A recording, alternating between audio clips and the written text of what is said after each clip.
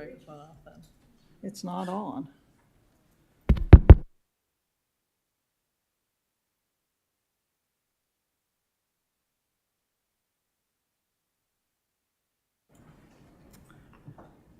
Now it's on.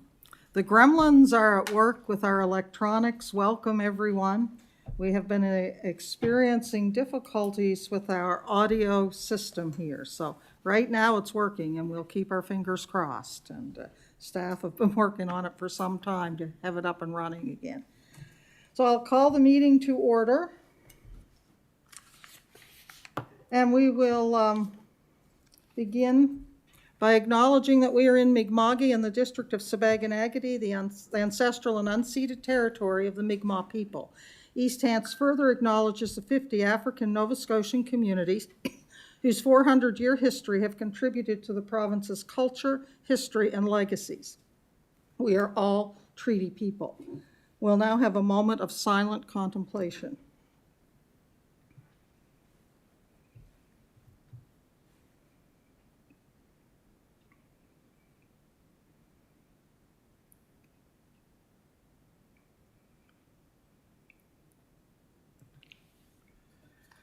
Next, I would be looking to set the time and date of the next council meetings, with the regular meeting of council for policy and in-camera on September the 16th, 2025, and the regular meeting of council September 24th, 2025. Second. Moved by Councillor Dixon, seconded by Councillor Perry. All those in favor? Aye. Contrary, motion is carried. Excuse me. Are there any amendments to the agenda? Seeing none, I declare the agenda approved. Regarding the minutes of June the 17th and June the 25th, are there any errors or omissions? Seeing none, I declare the minutes approved. The first report tonight is around the Municipal Firefighter Long Service Awards and the annual report around those awards. And Adam, you're taking that one? Good evening, Madam Warden. This report is really an informational report. As Council recalls, a few years ago you implemented a medal program for the municipality for firefighters for long service, and it really complements the other programs that are out there at the higher level of service years. So it's really in the report tonight just to make council aware that these awards have been issued for the year. We do try to work with the local councillors and the local fire departments for distribution, but it's really just a standing annual item for awareness purposes. Thank you. Thank you, Adam. I'm not very often told I'm not loud enough, so I'll try. Next on our agenda, we have the presentation and petition regarding the relocation of the Sipekne'katik Cenotaph. We have, I believe, 4 people who are going to present, and that would be Michelle Anthony, Sue Smith, Carolyn Nelson, and Willie Courtney. If you would come forward. And I'm sure Shirley has explained there's 20 minutes on the agenda, generally 10 minutes for presentation, 10 minutes for questions, but a 20-minute allocation on the agenda. Okay, which mic are we using first? Okay. Are we good? Good. Due to time restraints, we've each picked what we felt was important, so here we go. Warden, Deputy Warden, and Council. My name is Michelle Anthony, and I grew up in Sipekne'katik. As you know, the residents of Sipekne'katik were never consulted in the relocation of our cenotaph. We cannot understand how the municipality could allow this.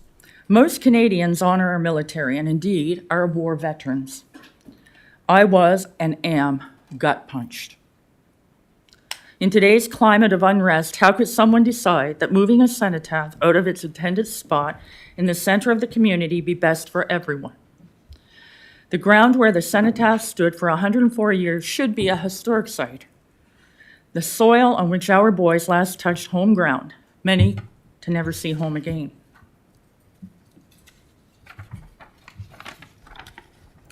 This young man is the reason I'm here tonight. His name is on the cenotaph, so family is still alive and well. This is William Roland Robb. In my home, we knew him as Billy, and he was my father's first cousin. Billy and Dad were more like brothers, as my father's own dad died when Dad was 6 years old.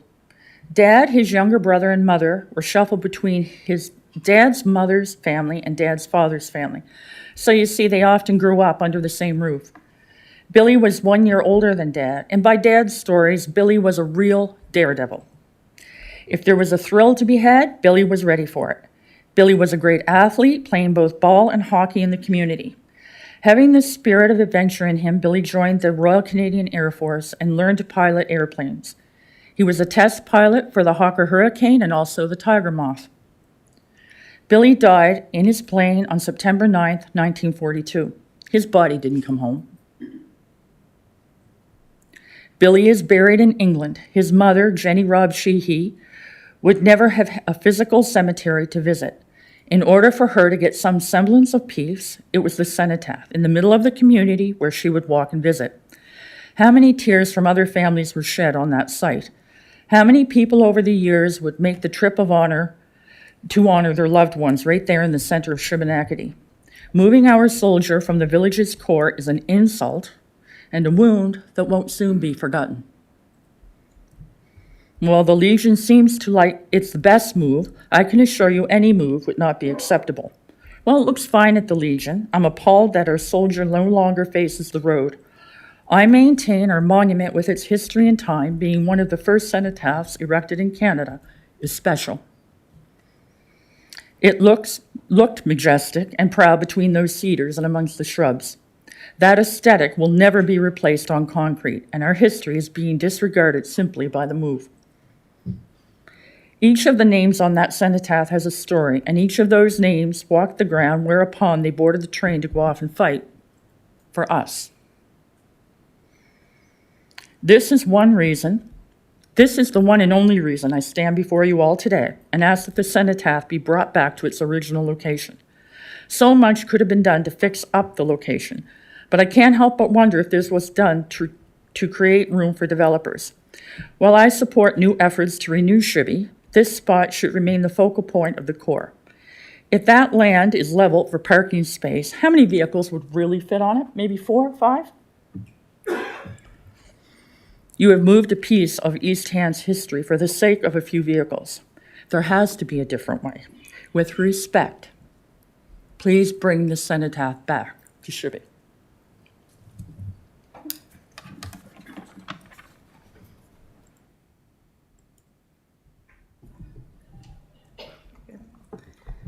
My name's Carolyn Nelson. I'm a resident of Shubenacadie. During the World Wars, young men, fathers, sons, brothers, uncles, friends, left Shubenacadie to fight for freedom. 24 never came home. The last place they set foot on home soil was when they boarded the CNR train to take them to Halifax to board ships to head overseas. 24 men from such a small community, everyone would have been touched by this. The families of these young men had no gravesite to visit. In 1921, the families and community fundraised $5,000 to have a cenotaph erected on land provided by CNR, a large sum of money in those early days. Land overlooking the small village, facing the main thoroughfare traveled by everyone passing from Truro through to Halifax, a small grassy hill where family, friends, and anyone passing through could pay their respects and reflect on the ultimate sacrifice. This is documented as, if not the first, definitely one of the first such cenotaphs to be erected in Canada. While no bodies are buried there, the cenotaph was treated with reverence and respect. There, the monument stood for 104 years until May of this year. With no prior notice to citizens of Shubenacadie, relatives or ancestors of those named on the monument, it was moved. The first we knew was when our soldier was spotted on the back of a flat-deck truck headed out Mill Village Road. Who made this decision? This is the question we can't seem to get an answer to. It's no secret that our local Legion has been struggling financially the past few years. Our soldier may end up in front of a derelict building with his behind facing the village he so proudly looked over for 104 years. The official statement from municipality is it was moved after discussions with several groups. Who are these groups? We can't find them. Also stated it was to make room for a parking lot to rejuvenate the village core. A piece of history moved. Perhaps better to have followed a municipal plan from 2011 when it was proposed to enhance the park, add benches, and make the Cenotaph a focal point of the community. Add some placards and promote for tourism in connection with the Tinsmith Museum. Watson Smith was one of the original people involved in getting the monument built. The money used to move the monument could have built a ramp and maybe installed an electrical outlet. If and when cenotaphs are moved, there's a protocol to be followed. Number one on that list is the community and families have to be made aware of the proposed move. How was this allowed to happen with no public input? Why was this move even considered? Who had the authority to make this decision? We're not here to disrespect the Legion. To the contrary, it seems the Legion is being blamed for the move. Litter at the original site was mentioned. Our garbage cans were taken out of the village a few years ago. Litter will be wherever you go in our village. At the council meeting last Tuesday, it was brought up that members were told people were afraid this would tear the community apart if allowed to be discussed. I believe the exact opposite has happened. In my 60 years of living in Shubenacadie, I've never seen people come together like they have over this. I've had people come to my home, phone me, message me, email me after I posted a picture of the Cenotaph on East Hants Wants to Know on Facebook. If I go to the grocery store or the drugstore, people are talking to me about this. It's been almost 2 months since the move, and people are still signing the online petition. People from Texas, New York, British Columbia, they all come from Shuby, and we're horrified that the one staple thing that when they come home to visit is now not where it belongs. Another council member mentioned this was a community issue, not municipal. The municipality paid for the move, so it most definitely is a municipal issue. Yes, it should have been a community issue. When this move came into conversation, our councillor should have held a community meeting. I firmly believe the move never would have happened. This move should affect all of you, not just Shubenacadie. These men fought for our freedoms and way of life for all of Canada, and they have been disrespected. A mistake was made. It's time to admit it, fix it, and move on. Bring our soldier home. Thank you.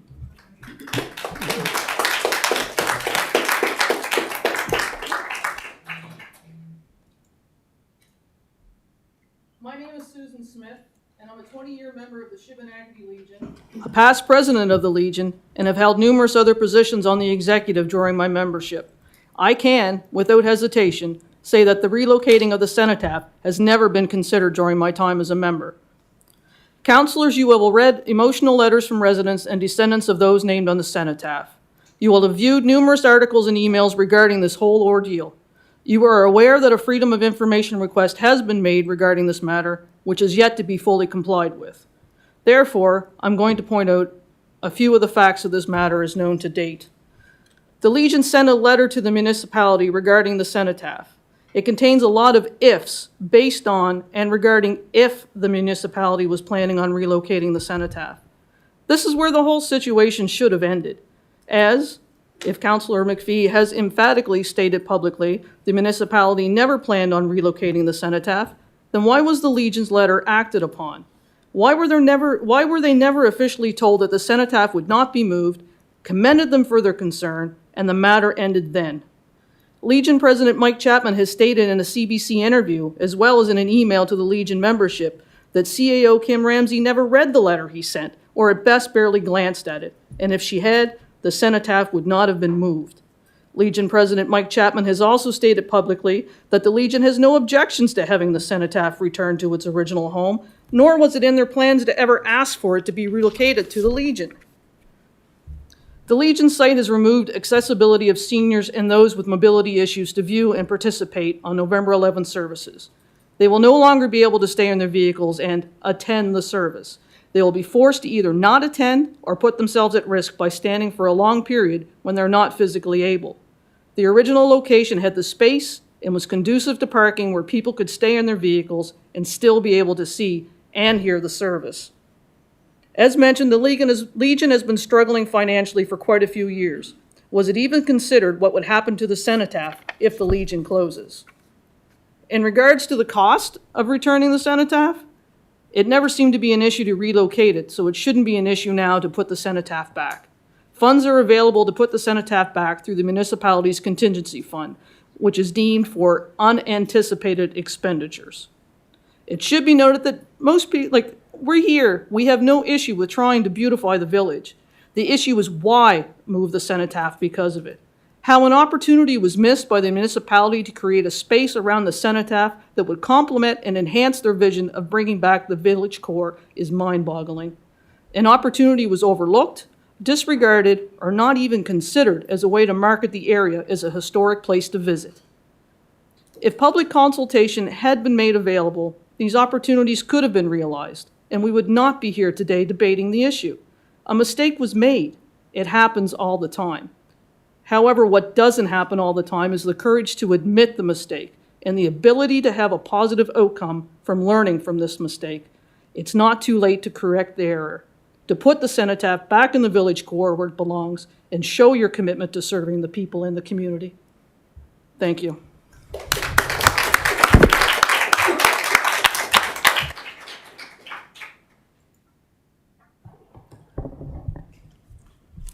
Good evening. My name is Willie Courtney. I've been in Shubenacadie my whole life. My Courtney family came from a farm in Shubenacadie East in the third half of the 1800s, and the property is still there today, not being a farm. I've been a member of the Shubenacadie Legion for over 50 years. I've been a member of the Shubenacadie Lions Club for over 50 years. I have a good feel for how the community feels most of the time because I know I've known them forever.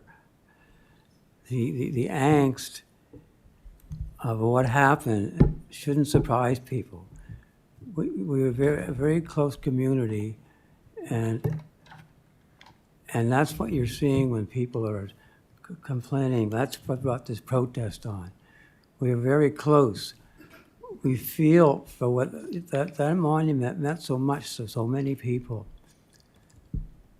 My great-grandparents, John and Lelia Courtney, watched as their two of their sons, the oldest son, James, Jim, and the youngest, William, Billy, A. Courtney, boarded a train taking many new recruits to the First World War.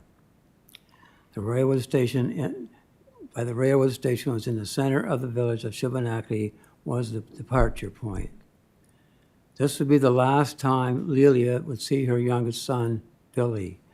Lance Corporal William A. Courtney was killed during the Canadian advance to force back the Germans in the now famous Battle of Passchendaele.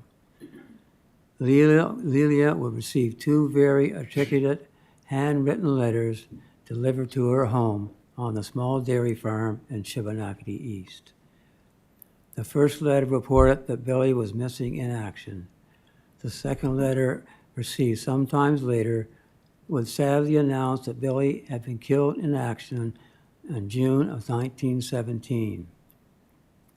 Jim, my grandfather, returned a year after the war ended, being confined in a hospital in Europe until he was able to leave for home, still carrying shrapnel in his body, which he took to his grave with him. Leila never recovered from the loss of her youngest son. She was devastated. She stored the letters away along with other memorabilia in an upstairs room.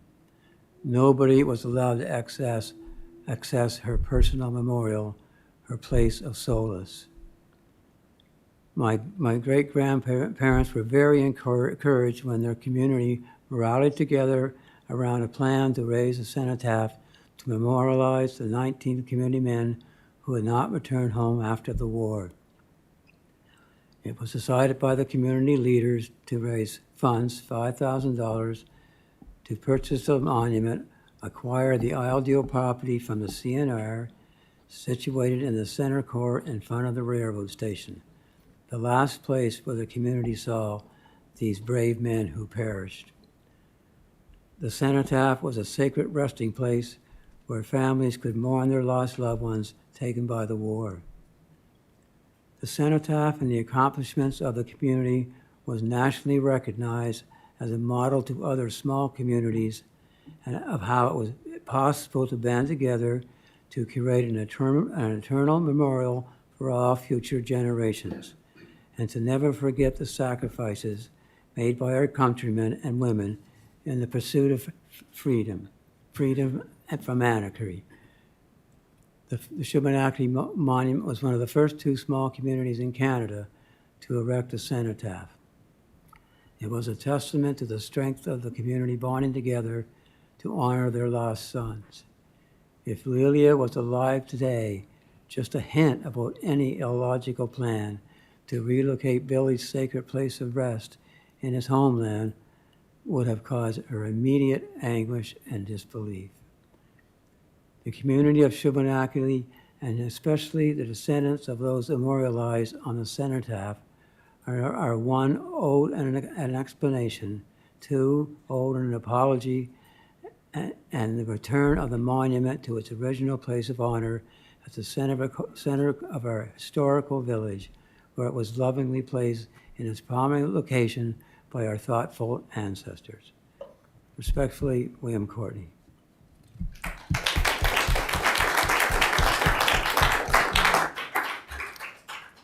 Thank you, folks, and I would just note by my clock, we're at 15 minutes in, so we do have 5 minutes left. Does any counselor have any questions for any of the presenters?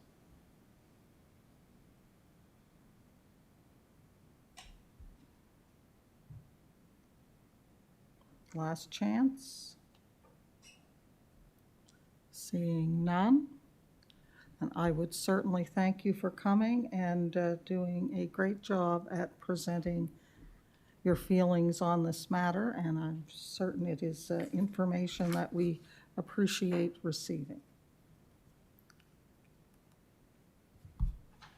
So one last chance for any final comments or questions from counselors. Councillor Garden Cole. Well, thank you, Madam Warden. So I'm just wondering, so we've had a presentation here and gathered some information. Is this something that we will look at this information, or is? That will be at the discretion of council.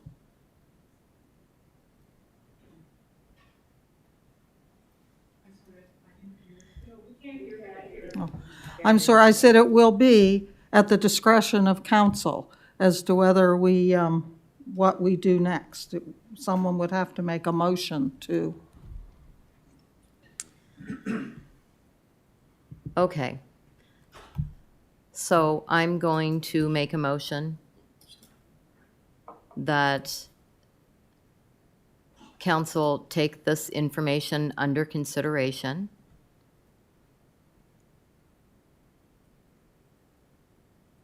and trying to think of how to carve this out. And it come back to us. I think we would need, we would need some direction as to what we want staff to do.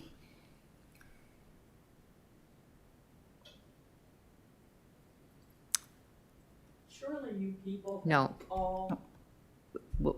I'm just trying to figure out what the best way to do this is. Or your motion could be to come back at a future date, and at that time, we could direct staff if council decided to do a report or something. So your original motion could stand. Okay. Do we have a seconder? Seconded by Councillor Tingley. Is there any discussion on the motion? And wherever Tom is, my screen is down. I'm sorry that this is questions from those who are voting on the motion.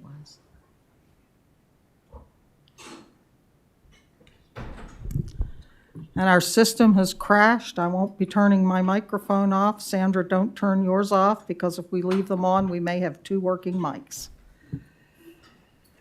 Okay, I seeing no discussion on the motion. Yeah.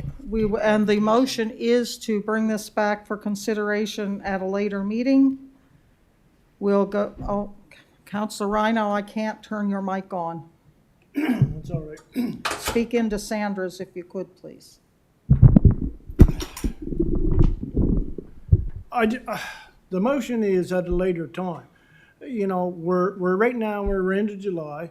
We're gonna not, there's gonna be no meetings in August, and then we're into September. And if there's to be a resolution to this before, respectfully, November the 11th, I think it's gonna have to be done in a quick time, right?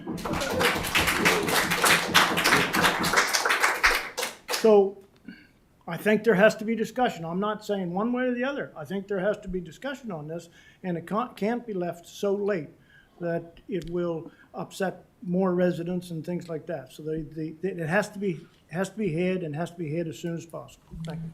But unfortunately, the agenda is full this evening, and so the motion is on the floor. Any further, raise your hand if you want to comment, because Tom's trying to reboot our system. Councillor Mitchell. Could we use 30 minutes extension for discussion? I'd go for it. Make a motion. Well, we won't have time for any report to come back for tomorrow night if a report is required. I don't think a report is required. I mean, we've got information that I think I feel like it requires discussion, but I don't see staff bringing a report back to give us any more information than we already have. That's just my opinion. Okay. Well, Carl, I'll try and let you use mine. Deputy Warden McPhee. Okay. Just roll over here. I would like to make a motion, Motion on the floor. or the motion on the floor. So I move that we table the motion to give time for staff to come back with a report on the cost and logistics of dealing with this topic. Do we have a seconder? We can't hear you. Can you speak up, please? I'm very sorry, our system is not cooperating. Do we have a seconder? Second. Seconded by Councillor Perry. So there is no debate on the motion to table, so we will go to the vote on the motion to table. And the motion is to table further discussion until we have a report from staff around cost and logistics. Order, please. So I don't know if we can't use the system to vote, is that correct? So we're going to the hand raising and the ayes. So all of those in favor of tabling the motion, please raise your hand and say aye. Aye. Aye. Keep your hands up. 1, 2, 3, 4, 5, 6. Okay, hands up for the nays. 1, 2, 3, 4, 5. So the motion has passed by a vote of 6 to 5 with Councillor Musa. With the other nays, raise your hand again, please. Councillor Musa, Councillor Rhino, Councillor Garden-Cole, Councillor Mitchell, and Councillor Dixon voting nay. So the motion to table that motion has passed. So is there any further discussion wish to be held? At this time, there's no more time on the agenda for further discussion on this issue, but I will give just a quick minute to see if any councillor has any further discussion on the issue at this time. Can you please explain just what happened here, because The motion that Councillor Garden-Cole made has been tabled until such time as staff can bring us back a report. And that report will center around cost, logistics, along with the information we've received tonight. Councillor Perry. And I would expect that report will be available at the first meeting in September. Yes. Okay, so that concludes the discussion on this item for tonight. And I do thank you folks for coming and for all the hard work you did in preparing your presentations. Thank you.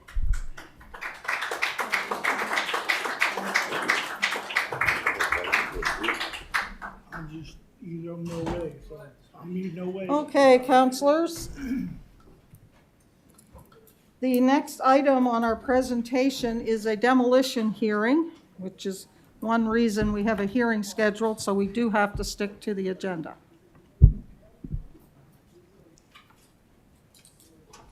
I cannot turn your mic on.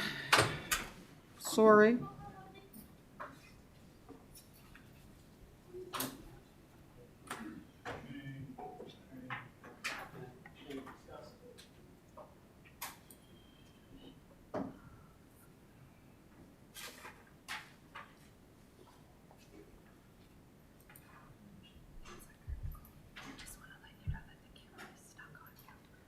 Oh, so maybe we probably, if you wish to turn your microphone off, go ahead, because we're not recorded anyway. I don't know that it's gonna change it, but.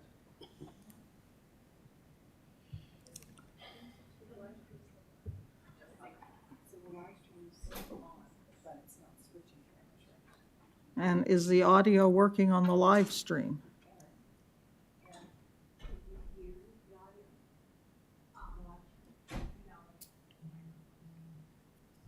Just if someone has a microphone on, you can hear it. Okay, so to any public listening online, we are experiencing technical difficulties, particularly with the audio part of the meeting. So unfortunately, the camera will be stuck on one or two people and the audio will not pick up. It's picking me up because my microphone was on when the system crashed, I guess. All right, over to you for the demolition hearing. Do we have the portable mic or anything that works? Which might help. Yes, I should. I do.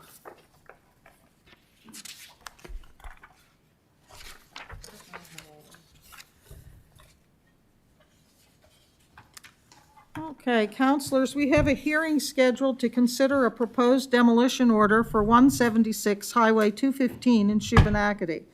I would like to thank all those who have taken the time to attend today's hearing. At this hearing, there will be an opportunity for the owner or personal representative of the estate of this property to speak directly to council prior to a decision being made.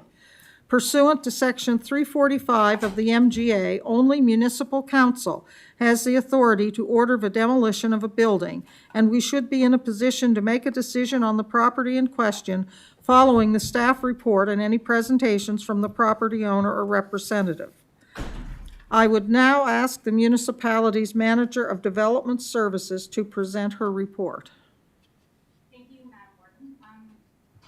We've done some demolition hearings a few times. It's been a while since we've done them, so I just want to repeat everything and kind of clarify it for anybody that's new. So Part 15 of the Municipal Government Act regulates dangerous and unsightly premises. Specifically, Section 344 states that every property in the municipality shall be maintained so as not to be dangerous or unsightly. UTANS enforces this provision on the basis of complaints unless that is a situation of immediate public safety concern. Typically what happens is after a complaint is received, staff will investigate the property to determine whether or not it's dangerous or unsightly and meets our criteria. If such a condition is found, we will contact the property owner and request that the owner clean the property and remedy any issues that we know in this specific time period. If the owner shows no intention of cooperating, or they're unable to, or we're unable to reach the owner, then an order is prepared for the administrator's signature.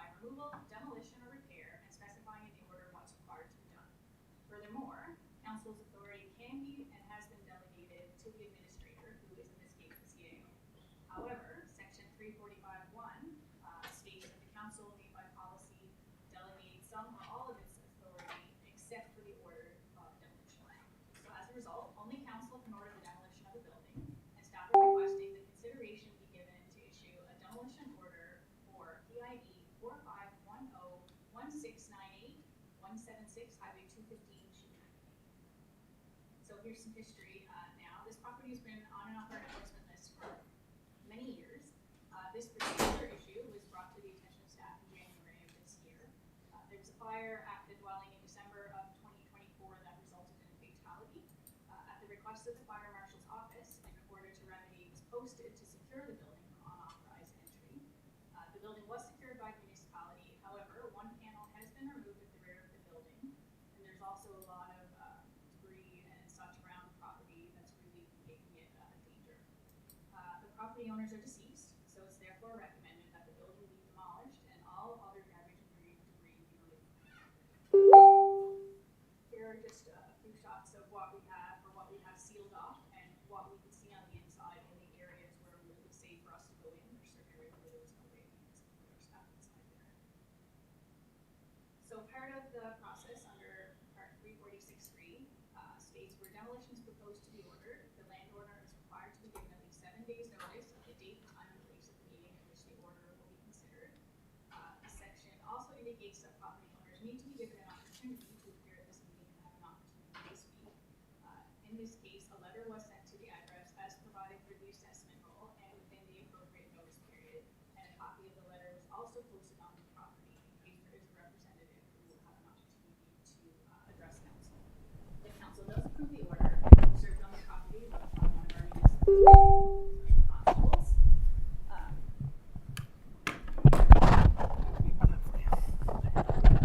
Like this? Okay. After the 60-day time frame expires, staff will conduct an inspection of the property. If the building has been removed from the property and all the debris is cleaned up, the file will be closed and no further action will be taken. If, however, the building and other debris remain, staff will be in a position to engage a contractor to remove the structure and other debris. And as per Section 507 of the Municipal Government Act, the cost of this work would be a first lien on the property. So just to conclude everything, we have done an investigation. We have determined that the property contains a property which is dangerous and requires demolition. The MGA authorizes council and only council to order the demolition of a building. Therefore, staff are recommending that council authorize the administrator to issue an order to require the demolition of the building within 60 days. And this is the recommended motion. Thank you, Madam Warden. Thank you.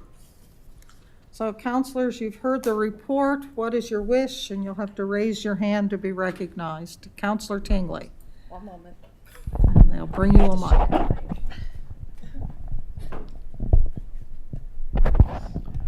I'll move that council hereby authorizes the administrator to. You need to give the owner an opportunity to. Oh, I'm sorry. I forgot to follow the script. My apologies. That is all on me. Does any member of council have any questions? Seeing none. I would now ask if the owner or a representative of the owner would like to address council.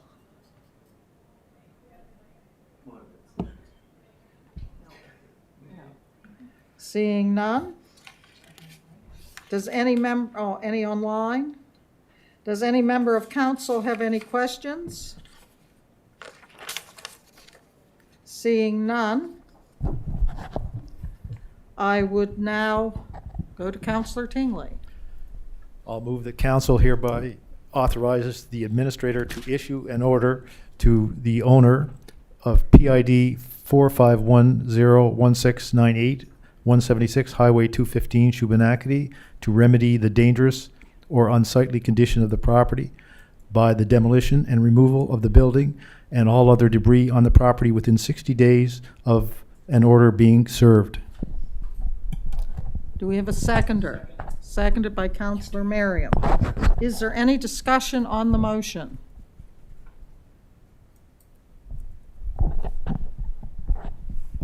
Seeing none, we will go to the vote. Please raise your hand and say aye if you are in favor.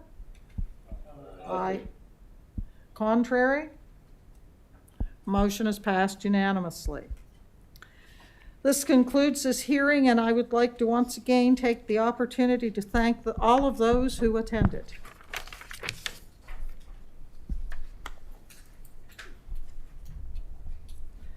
We will now go to correspondence for information.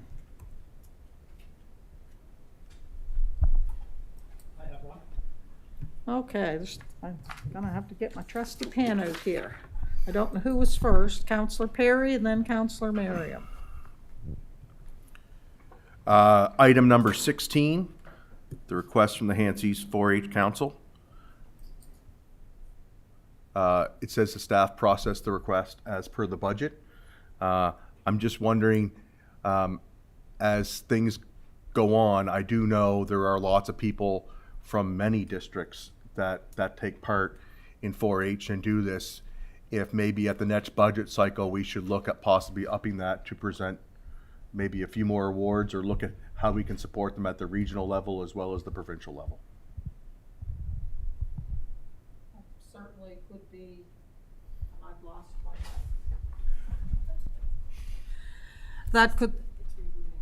That could certainly be done, I think, at budget time. I just wanted. Thank you.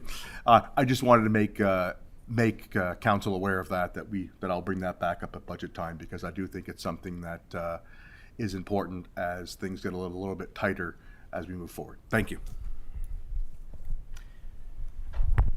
Yeah, yes, thank you. Also, I was following up on 16 as well, and when I first read it, I guess I hadn't realized that we had processed an amount. Did we? I'm sorry if I missed it. Was the amount specified there in terms of how much?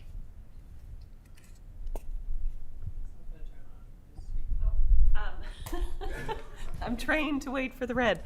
Through you, Madam Warden. So yes, the amount was specified during budget, and I think we may at budget time had also made mention that if any other groups came forward with a similar manner, that we could accommodate, because we also have that miscellaneous line item in the Gen Gov grant budget. So if another group came forward with a similar request, we could bring that back to council and accommodate that as per council's decision.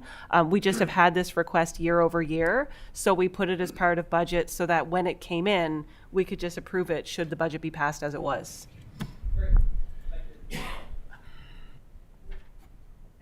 Through the warden, it was 100 for this year, but we have that 4,000 miscellaneous line item just for one-off requests that come in.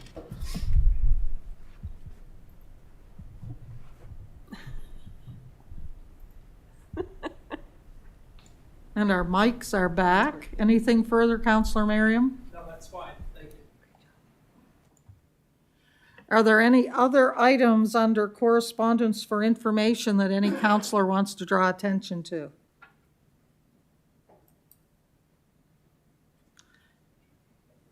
We're back online now. Okay. Counselor Musa. Oh, it's item 70, the meeting with Nova Scotia Public Work about K-class roads. Can you talk about it a little bit, John, or because that's a report that we were waiting for, right? Through you, Madam Warden, yes, council asked us to go meet. We met with them. And as you can see in that memo, essentially they told us that, they would work with us in terms of the municipality accessing any of their K-class roads. There's even a very little bit of money available. Like they'll offer up to $5,000 of provincial money for each K-class road upgraded, which isn't a lot these days, obviously. But that's pretty much the offer that they made. They have no intention of upgrading roads themselves or keeping them open for emergency access. So my question is, for emergency access, what state of the road you should bring it up to? You're not going to bring it to our standard. Through you, Madam Warden, we haven't discussed that with Jesse's team in terms of what a minimum standard would be. We have a little bit of a precedent, though, in the development agreement for cottage country.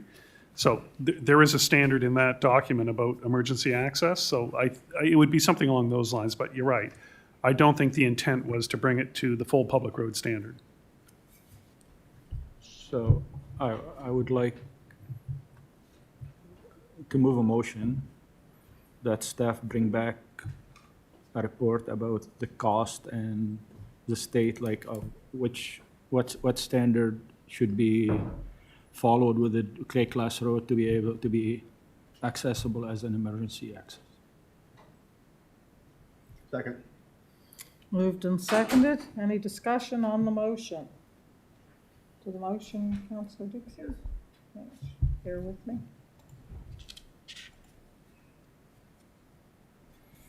Well, I'm trying. Okay, on the motion, does this also include Renfrew Road? Yes, we actually talked about two specific roads. Great. And Renfrew was one of them. Okay, thank you. Any further questions on the motion? Councillor Perry? Towards the motion, as part of that report, as it's with emergency access, I just want to ensure there's consultation with the fire service and police services as well for their input on with and what is needed to be continued to be considered an emergency access. Because I do know we have precedent set in cottage country, and I do know the local fire department there has some concerns with that as an actual emergency access. Thank you. Thank you. Any further discussion on the motion? Seeing none, we'll go to the vote.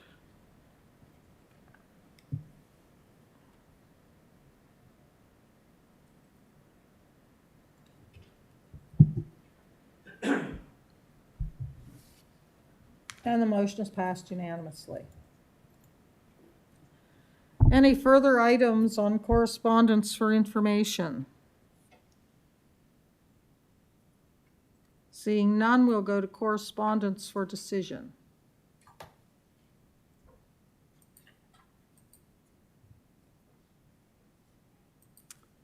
Who's taking this one?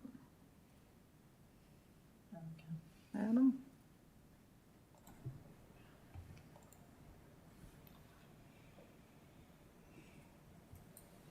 Good evening, Madam Warden. So as council may be aware, the province has grant funding available for fire departments. They've kind of enhanced it this year with additional streams, and they're looking for kind of that regional approach and municipal support with some of the applications.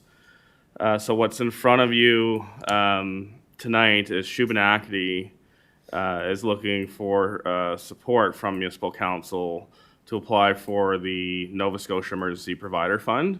They're looking at purchasing a trailer. It's aimed at sustaining and enhancing their emergency response services. So it's in your package tonight.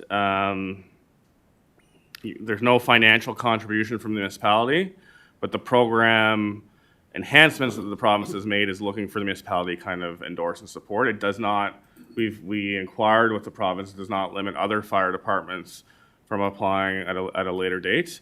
There is a suggested motion in there for council's consideration that council move and endorse the application from the Shubenacadie Volunteer Fire Department under the Nova Scotia Emergency Provider Fund program for the purchase of a trailer.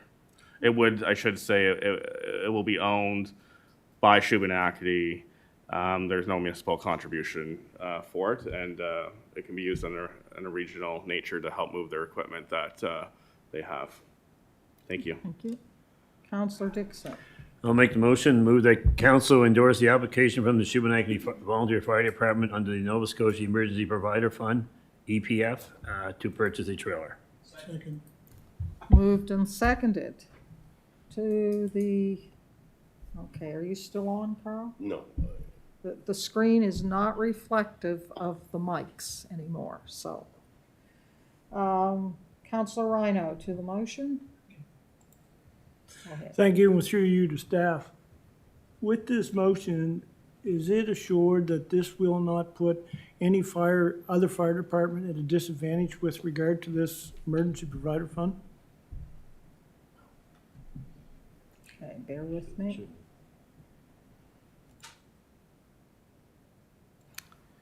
Through you, Madam Moore, we asked the question, and I did see the correspondence from, I forget the gentleman's name, Calvin had asked, and they said no, that they can apply for multiple applications within your region. I think what the province is trying to do with this new funding stream through you, Madam Warden, is trying to make sure everyone's talking to each other. So, for example, and I'm just not saying this is an issue in East Hants, but if 3 departments want to go out and buy a drone, they probably maybe only need 1 drone for the region. So they're just kind of trying to get the departments to have a little more communication. And this isn't specifically to East Hants, this is across the province. Our departments speak really, really well together and communicate well.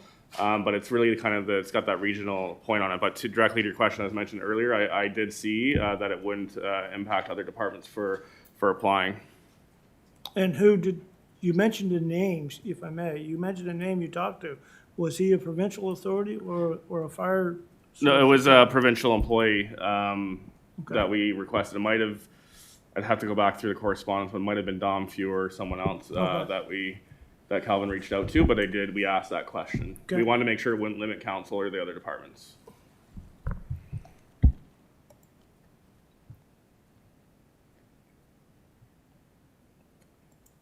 I can't turn your mic off, Keith. Here, I get it.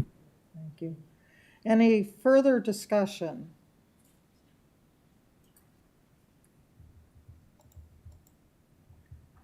I believe our system is about to crash again, just so folks are aware. So raise your hand if you have any more discussion, because I have people asking to speak who don't want to speak and I can't get them off the screen. No one else? Then we'll go to the vote. Yes, it does at present. And the motion is passed unanimously. Now, Councillor Rhino's and the Deputy Warden's mics are perpetually on green, as if they wish to speak. No, on the screen. Anyway, next item under correspondence for decision is a letter from the East Hants Curling Association making requests regarding ice rental, bond spiel funding, and a new curling facility. Alana?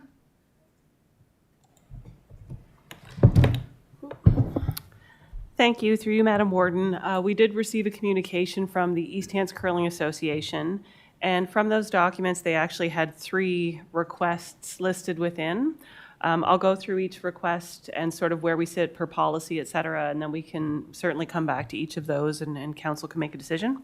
So the first thing that they had indicated is they wanted to get a $500 per day rental fee. I think council would remember that with the transition of operations, Arena Association rates were set, and we kept those the same until such time that staff could do some type of a rate review, in which case we were able to do that, and during budget discussions brought back those rates, jurisdictional scans, et cetera, for council consideration, and we did set new rates. Following that, staff, both myself and the manager of Recreation Aquatics, we did meet with representatives from the Curling Association to explain the discussion and explain the new rates, and we looked at their hours of use and what that rate difference would look like for this coming year. So previously, they would have paid $886 plus HST per day, and with the new rates, they would be paying $904.86 plus HST. They're only charged for the time that they use the ice, so they have a few hours in the morning, which would be non-prime rates, and then they have 3 hours in the evening, which would be at prime rates. So based on council approving rates and discussion that we've had previously, it would not be a staff recommendation to look at a subsidized rate for their weekly rental throughout the curling season. So that's sort of the first request. The second request was around their bond spiel funding. So for the last 2 years, they've held a bond spiel. They're looking to hold it again for their 3rd year. And they're requesting a grant in the range of about $5,000 to offset the renting of the ice for the bond spiel. So in 2023, that rate they were charged with the Arena Association, that was when they managed the facility, was $6,100. In 2024, when it was the same rates but under municipal operations, it would have been $6,700 and change. The main difference in the rate for those 2 years was they had never been charged room rental in 2023. So they also used the Todd Hunter room for those 3 days, so that was added. The group did come to council via a letter in 2024 and requested many of the same things. They had requested that $500 a day rate. They had requested reduced fees for the bond spiel. And they also at that time were requesting being exempt from the insurance requirement that's part of our booking process. So from that discussion, council had determined to keep the rate, the hourly rate the same, keep the bond spiel rate the same. They did make it a condition that the group had to get insurance in order to move forward with what they did provide the group, which was up to $3,000 in program funding. And it went towards various things, whether it was rental rate or otherwise. They did not spend that $3,000 in the entirety, and it would have been sort of like an internal transfer. But the group did proceed and get insurance, and then they were able to access the not-for-profit insurance grant funding that we provide.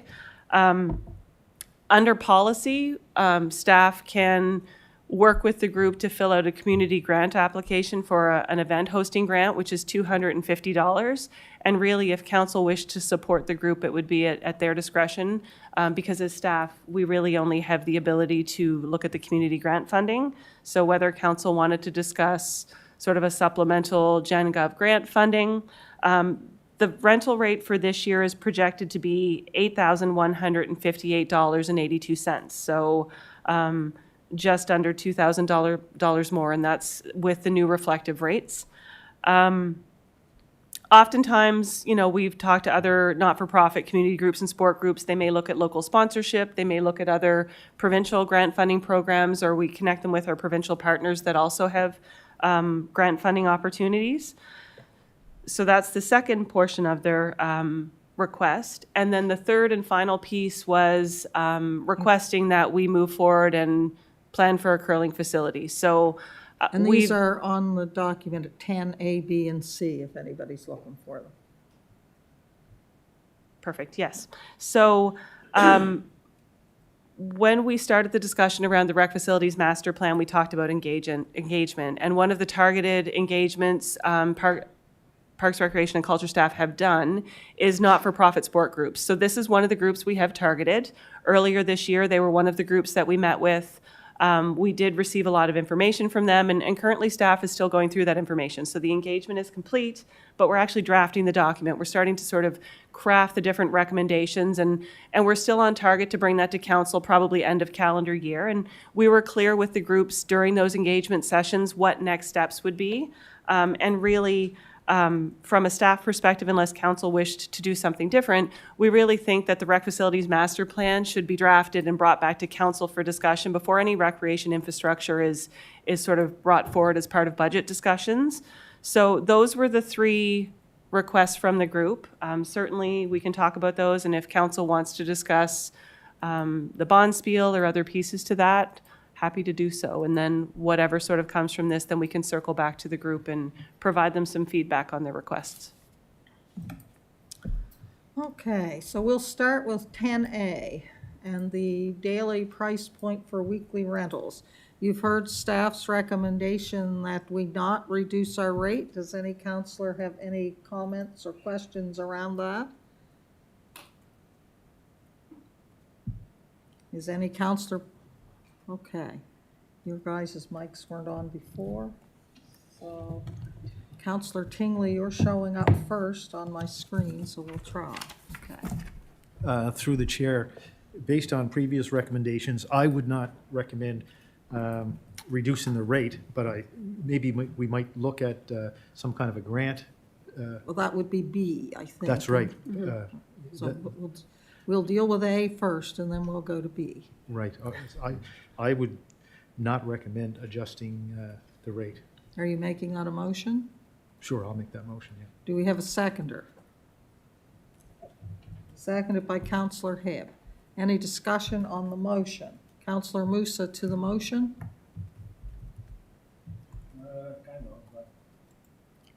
I really think that's a discussion for budget. Like, we cannot come every week and ask for change in some budget item, right?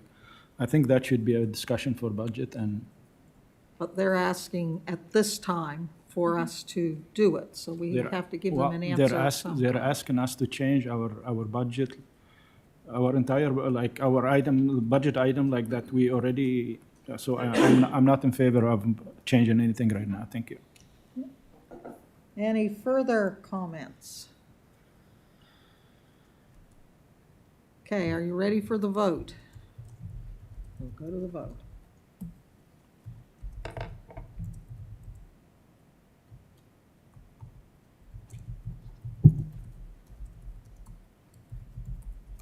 The motion is passed unanimously. Okay, 10B is around the request for a grant in the range of $5,000 for the November bond spiel. Staff have indicated that under our grant policy, the only amount they would be eligible to provide without special direction of council would be $250. So according to my list, and if it's not right, don't shoot me, because everybody that's asked to talk in the last 5 minutes is on this list. Councillor Merriam. Thank you, Madam Chair.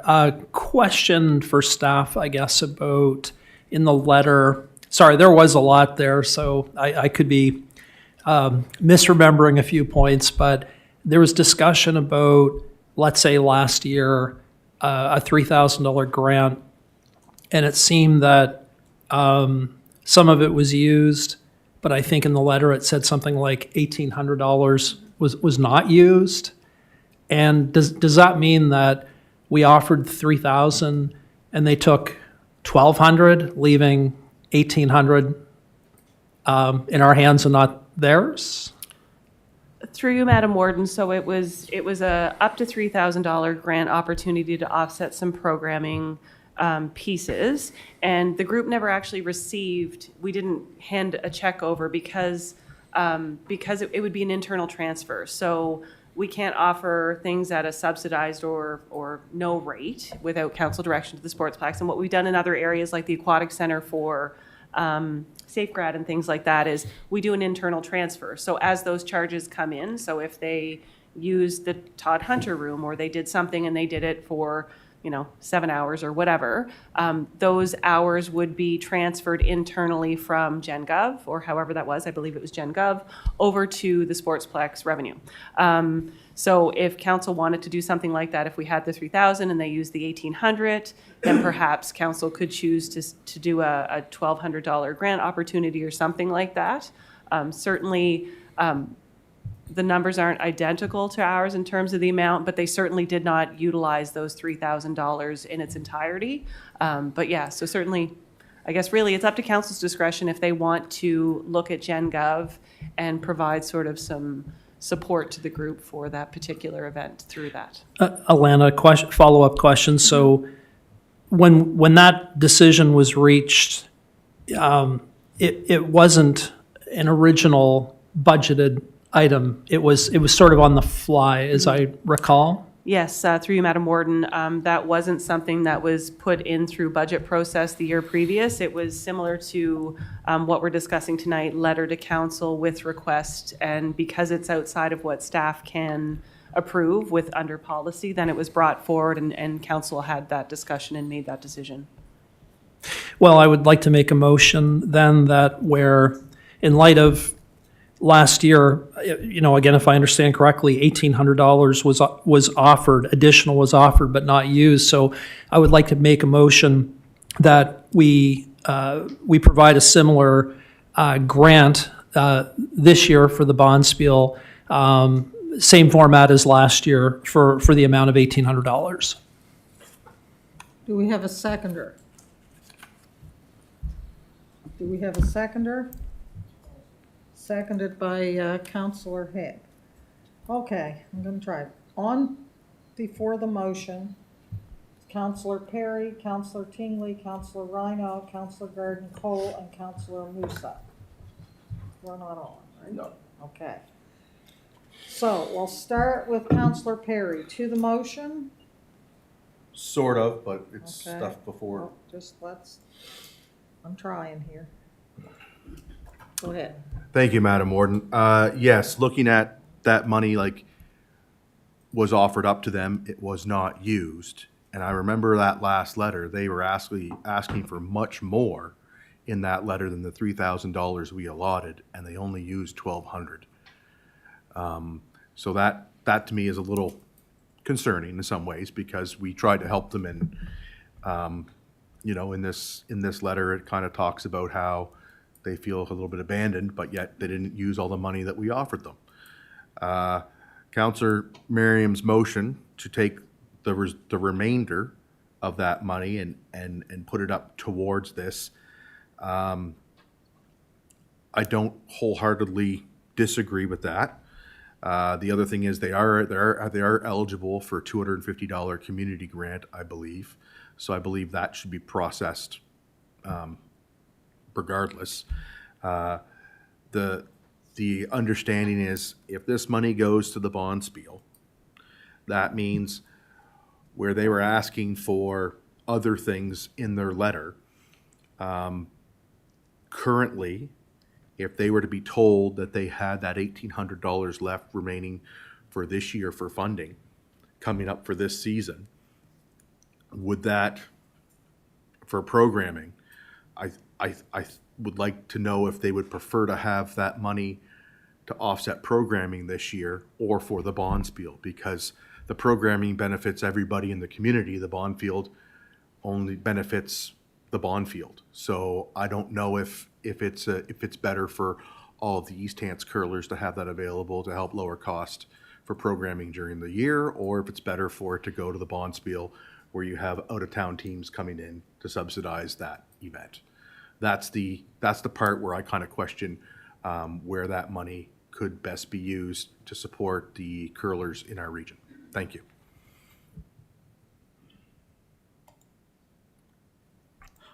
Okay, next I have Councillor Tingley. Through the chair to staff, I'm just trying to understand this report here, or this letter. So they're estimating they're going to have a deficit this year of $6,100? Sorry, give me a moment. Go ahead. Thank you. Through the warden, that's the information that they've provided. We don't actually have a budget document on the bond spiel itself. So, I mean, certainly if we were to receive that, it would give us a better indication of exactly what their revenue and expenses would be for that event. And what year did they not take the $1,800? So through the warden, this is their third year of the event, so they've only had 2 previous bond spiels. And so last year, the $3,000 up to $3,000 in programming support, whatever that may look like, was for fiscal 24-25. So it would have been the November 24 bond spiel. So if they had a deficit of $2,685, why didn't they take it? So I think it should be clear. I think that programming piece, it wasn't necessarily ice rental rates or something. So I think if council's going to make a decision on the $1,800, if it's something that council wishes to provide them in support for the bond spiel costs, or council should clarify, or can they put it towards rental rates? You know, that's for council to decide, and it's up to council really. I would suggest that perhaps we tie that to understanding their budget and their expenses for the event, because we don't typically offer a subsidized rate for just everyday ice use or rental rates. But if it's specifically for the bond spiel, that might make it almost more like an event grant or a supplemental event grant. Well, through the chair, I'm not sure what we should be offering here, but this is a small group, and they're trying to provide this opportunity for people in East Hants. And if they are running some kind of deficit, I would like to help them out as much as we can reasonably be. But I based on this, I don't understand what that number should be. And I believe the motion that's on the floor is to make that money amount available towards bond spiel costs. Is that correct? Yes. Okay. And I can't turn Councillor Tingley's mic off. Thank you. Next up, Councillor Rhino, who's on here twice. Yeah. Pardon? No, I just couldn't get him and Deputy Warden McPhee. Okay, we'll argue that a little later. Okay, first of all, I'd like clarification on the motion, which is that remaining $1,800 that wasn't spent, that is the motion to give that to that group for this bonds field? Is that the motion?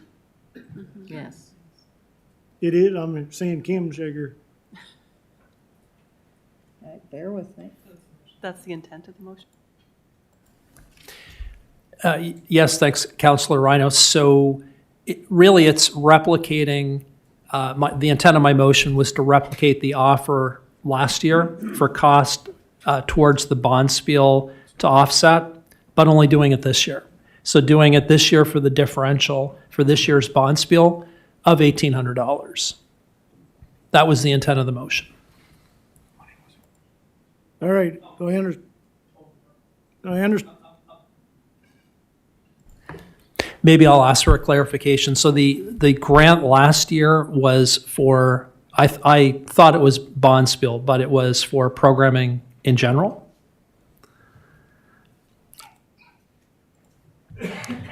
Through the warden from the discussion last year, it was for programming throughout. Part of it would have been impacted by the bond spiel, so it was sort of the supplemental room rentals and different things that go along with that.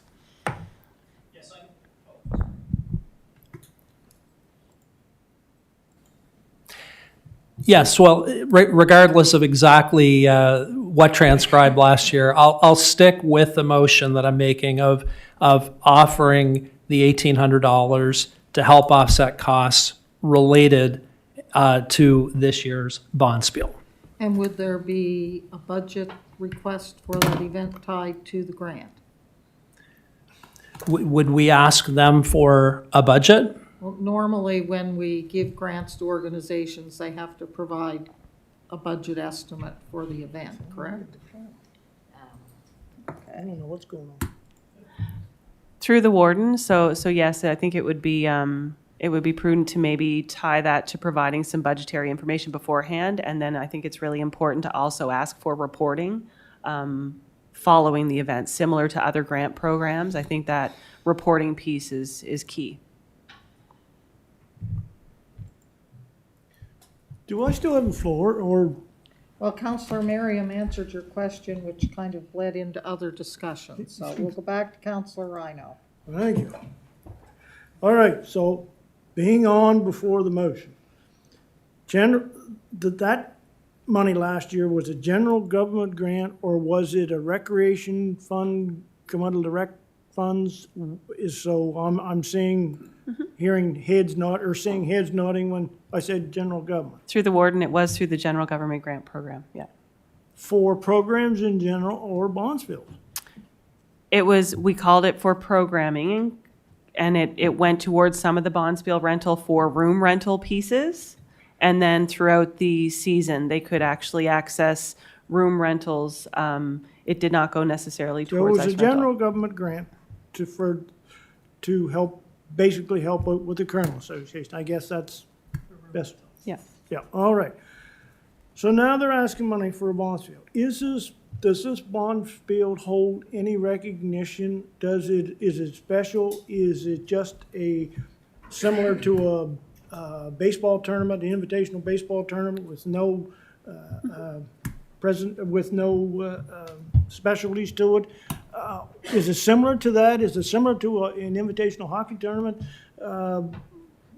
Yeah. What's the ramifications around, what's the parameters around that bonds field? So through the warden, it's our understanding that it would be exactly similar to what you suggested, an invitational baseball tournament, hockey tournament, or other sport kind of tournament. So then, I guess it bodes my question is, why were we treating then for a bonds field for a tournament any different than anybody else? We give an event hosting grant of $250. So how, I would say that would be setting a precedent for every fundraising group out there that may come to council and say, look, we need a government grant. We need to help our associate, because we're putting on a baseball tournament, a hockey tournament, tennis tournament, soccer tournament, whatever. And I think we're getting into dangerous waters here. Let's stick with the $250 and treat everybody equally. And then if we want to go, if they want to try for a general government grant, let them make a presentation, and then we can go down that road to see if it's worthy. But if we start, in my mind, in my opinion, if we start treating groups differently, well, then I think we're heading down the wrong road. And this is where I'm coming from, and I'd like to see everybody treated.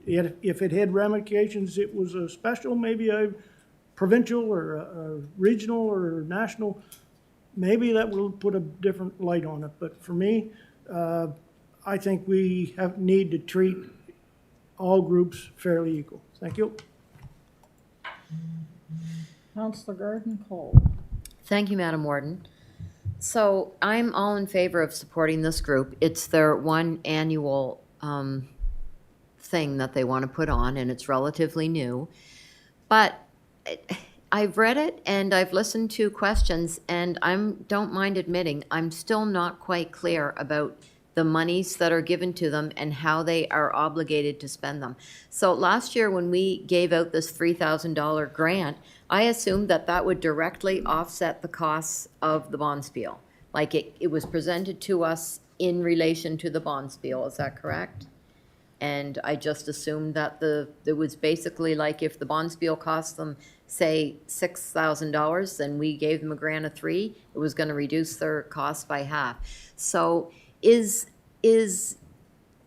putting the description on it that it's for their programming, is that too much? Is that too indirect? Is that why they didn't spend the money? Like, I'm wondering why if we gave a grant of up to $3,000 and they only spent $1,200, like that's a red flag for me. Is it making it too difficult for them, or is it that it wasn't directly related to the bonspiel? Like, do you know where I'm coming from? I'm just trying to figure out how we can make it easier to give them money and have it go directly to their bonspiel. So through the warden, if council wanted to make it specific to go towards costs associated to the bonspiel and they put that in the wording, then absolutely it's at council's discretion to do so. In which case they could put it directly towards that, and if it was rental rates, room rates, et cetera, costs, then it would still most likely be an internal transfer, because typically if we give a grant to another group, they're not necessarily renting from our facility. It may be an outside facility or something like that, but if council wanted to tie it specifically to all costs associated with the bonspiel, then we would just do the full internal transfer. I believe that's what the motion does. Yeah, ties which it is directly how to I understand the bonspiel. motion to be. Yeah. Okay, it's just that I feel like I wouldn't say penalized, but they were offered $3,000 last year, and because they'd only spent $1,200, now the offer is down to $1,800 this year, because of the avenue in which they did or didn't spend it, as it turns out. Just, I don't know, it's kind of unfortunate, but anyway, I will support the motion that it go directly to the bonspiel. Councillor Musa. Thank you, Madam Warden. I'm on the same page as Councillor Rhino. So last year, we did take some money from general tax to offset a charge that's being charged by the Sportsplex, which is under like an area rate.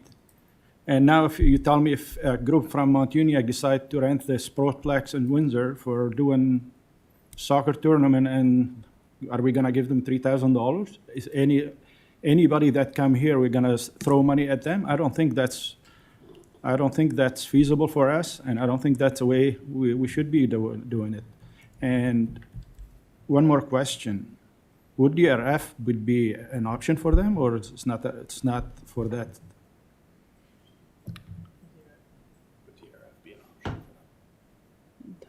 Through the warden, typically with something like DRF, they have actually accessed grant funding programs for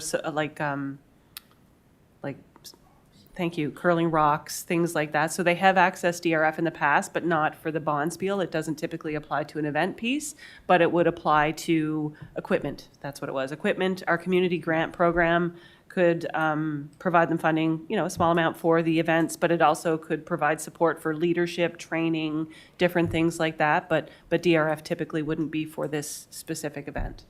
So my opinion is if they're gonna keep coming for money from general tax rate to offset their fundraising, we should be looking at different option, like maybe open the DRF for them, and then they could apply for DRF fund. But I'm not in favor of using the general tax rate to give one group $3,000, another group limited to $250. Thank you. Any further discussion?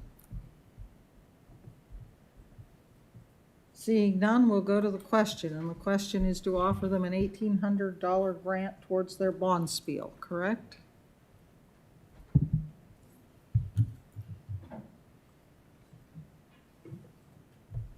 And the motion is passed by a vote of 7-4, with Councillor Musa, Councillor Rhino, Councillor Perry, and myself voting nay.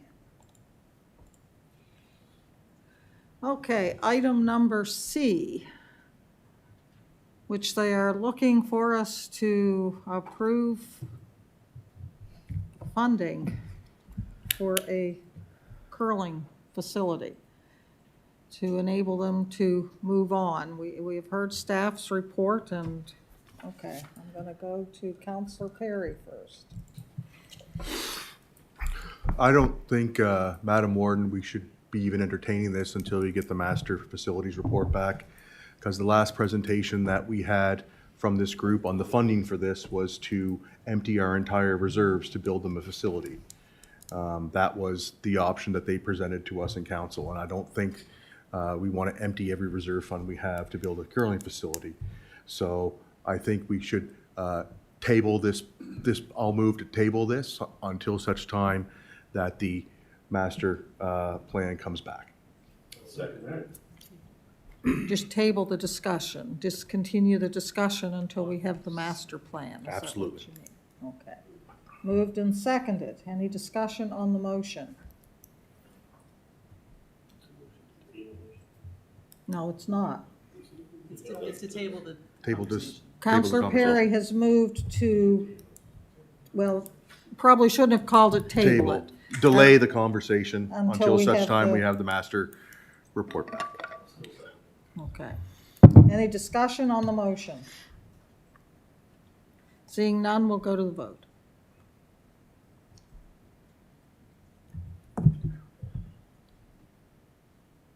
Motion is passed unanimously.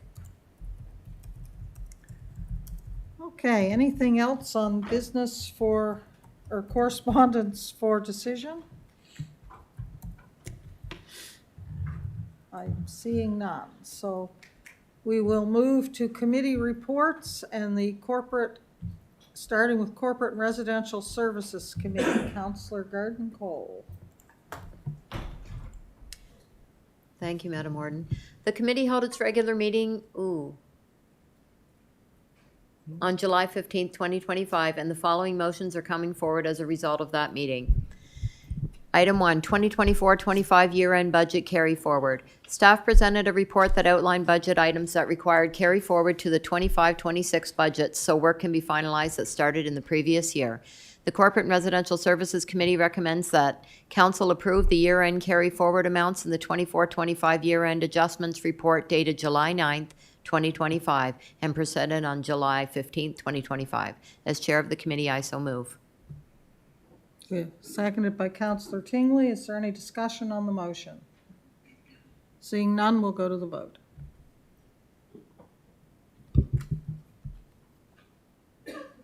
Motion is passed unanimously.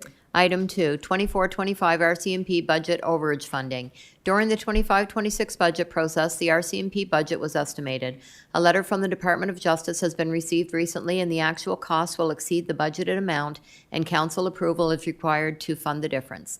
The Corporate and Residential Services Committee recommends that council allocate $90,790 from Reserve G001-B RCMP Policing to address the increased 25-26 RCMP policing costs. As Chair of the Committee, I so move. Second. Not sure who seconded that. Norval. Councillor Mitchell, I guess. Any discussion on the motion? Seeing none, we'll go to the vote.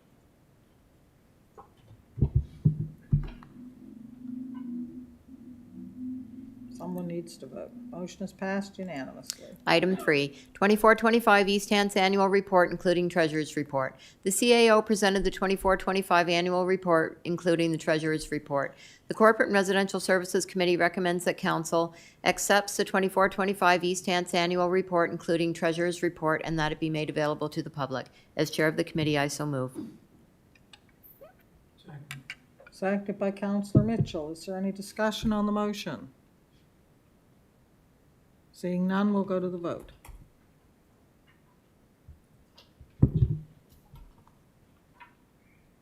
Motion is passed unanimously. Item 4, Council Procurement Policy Update. Staff presented a report recommending changes to the council procurement policy to bring it into line with recent changes to the Public Procurement Act of Nova Scotia. The Corporate and Residential Services Committee recommends that council amend their procurement policy as attached to the executive agenda July 15, 2025, with such amendment to be effective beginning September 1st, 2025. As chair of the committee, I so move. Seconded by Councillor Tingley. Is there any discussion on the motion? Seeing none, we'll go to the vote.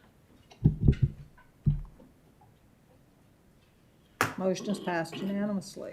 Item 5, Financial Guidelines for Volunteer Fire Departments. Staff presented a report recommending changes to the financial guidelines for volunteer fire departments to bring it into line with the proposed council procurement policy changes in alignment with the Public Procurement Act of Nova Scotia. The Corporate and Residential Services Committee agreed to seek input from the Fire Advisory Committee before proceeding further. The Corporate and Residential Services Committee recommend to Council that Council direct staff to engage the fire service, particularly to the Fire Advisory Committee, for further discussion regarding financial guidelines for fire departments. As chair of the committee, I so move. Seconded by Councillor Mitchell. Is there any discussion on the motion? Seeing none, we'll go to the vote. And the motion is passed unanimously. This concludes the report. Thank you. So next, we will go to the Planning Advisory Committee. Councillor Mitchell. Thank you, Madam Warden. The committee held its regular meeting on June 17, 2025 in council chambers. The following motions are coming for the result of that meeting. Subdivision bylaws, stormwater management amendments. Staff presented a report to address changes to stormwater management in unserviced areas of East Hants. The report outlined possible changes that will require developers to provide stormwater management plans. The Planning Advisory Committee recommends to council that council give first reading to the proposal to amend the municipal planning strategy and subdivision bylaw to require stormwater management plans in unserviced areas of the municipality for the purpose of enabling a public hearing and authorize staff to schedule a public hearing. As chair of the committee, I so move. Seconded by Councillor Merriam. Is there any discussion on the motion? Seeing none, we'll go to the vote.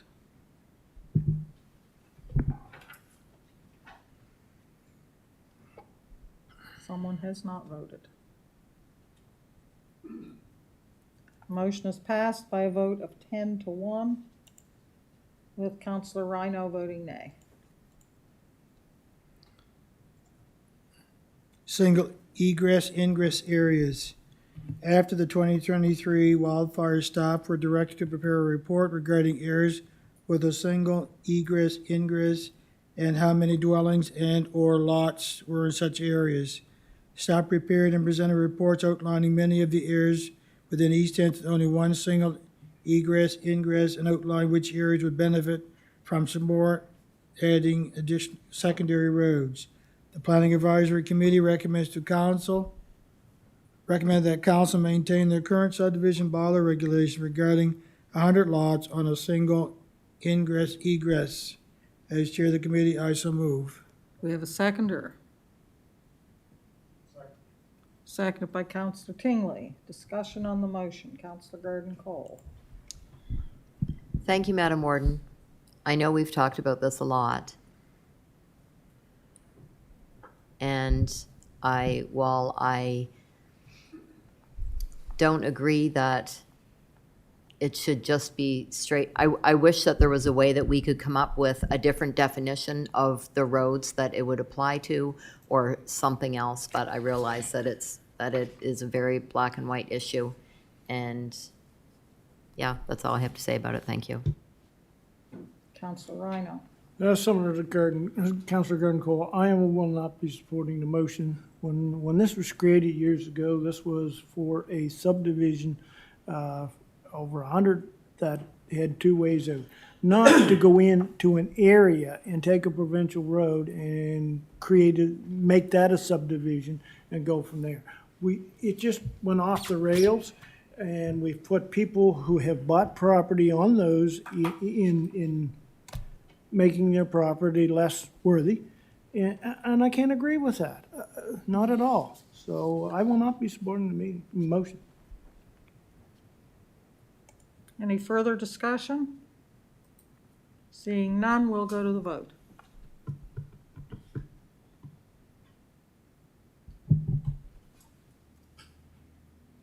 And the motion has passed by a vote of 6-5,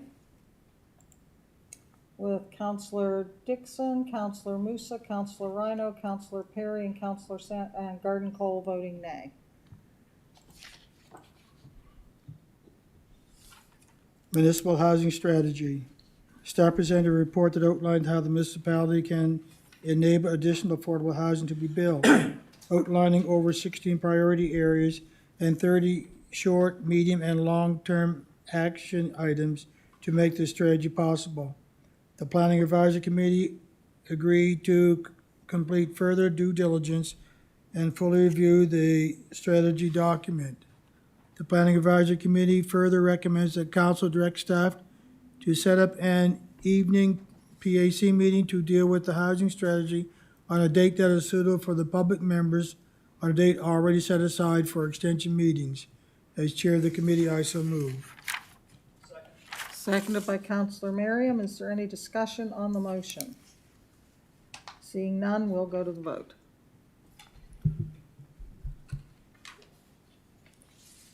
The motion is passed by a vote of 10-1, with Deputy Warden McPhee voting nay.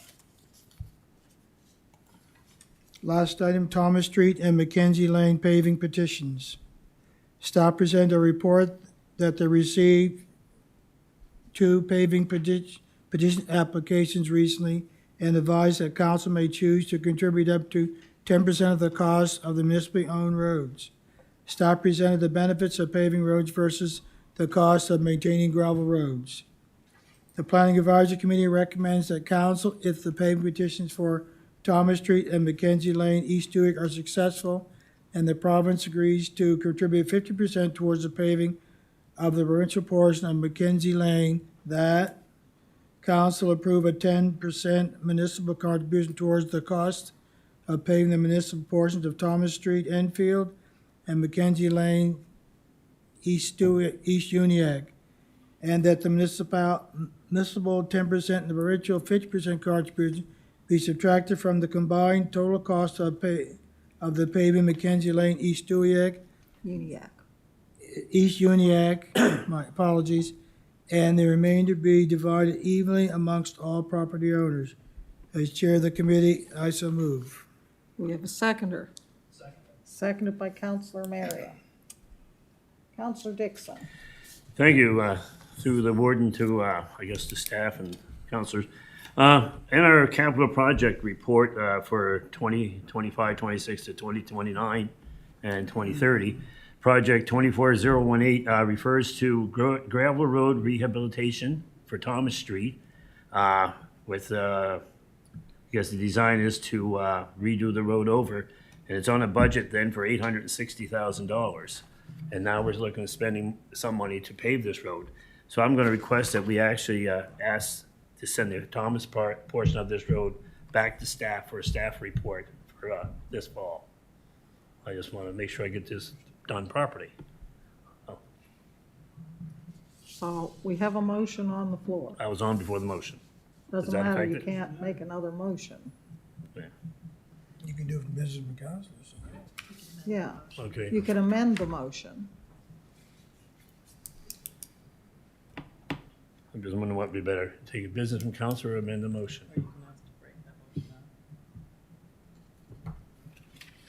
So let me understand what you're trying to do. You don't Yeah. want to make a decision on the Thomas Street portion at this Just time? to Thomas Street, yes. Until we have further financial information and comparisons from staff. This is a major project in 2029 and for almost $900,000, so. So I would move, and if I would suggest an amendment to the motion to remove the Thomas Street portion pending a staff report from identifying the financial I will do that. Thank you. circumstances around it. Staff understands, I assume? Thank you. Okay, so the motion has been moved and seconded. So I have Councillor Rhino and Councillor Musa on deck to the amendment. To the amendment. Councillor Musa. Oh, I have to take someone off, sorry.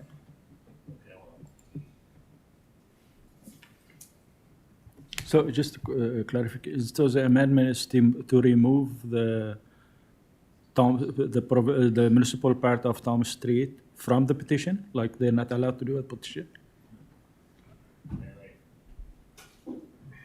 Bear with me.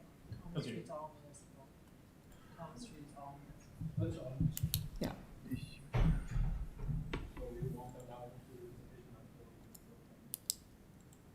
Okay. Anyone else to the amendment? Councillor Dixon to the amendment? Just for councilor's comment, this is just basically delaying maybe the possible petition later on in the year. Okay. So on the amendment, we'll go to the vote on the amendment.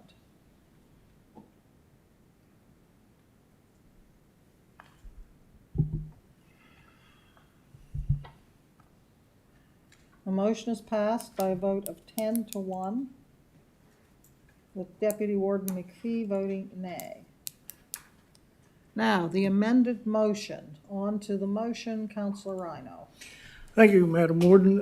As stated in the executive committee, I will not be supporting this. You had me at the 50% contribution, but the extra 10% is far above. It's going to be hard to explain to a resident who lives on a gravel road who will never ever see, on a provincial gravel road that will probably never ever see asphalt, that they are, part of their taxes they pay will be going to pave a gravel road in another area. You can explain to them that it'd be less to do this than it would be to grade it for 10 years. That won't matter. The bottom line is that they'll be paying money to pave another person's road when they'll never see it. And if it was left the other way and that 10% was left off of it, I'd support it, but not the way that the motion is written. Thank you. Any further discussion on the motion? Seeing none, we'll go to the vote.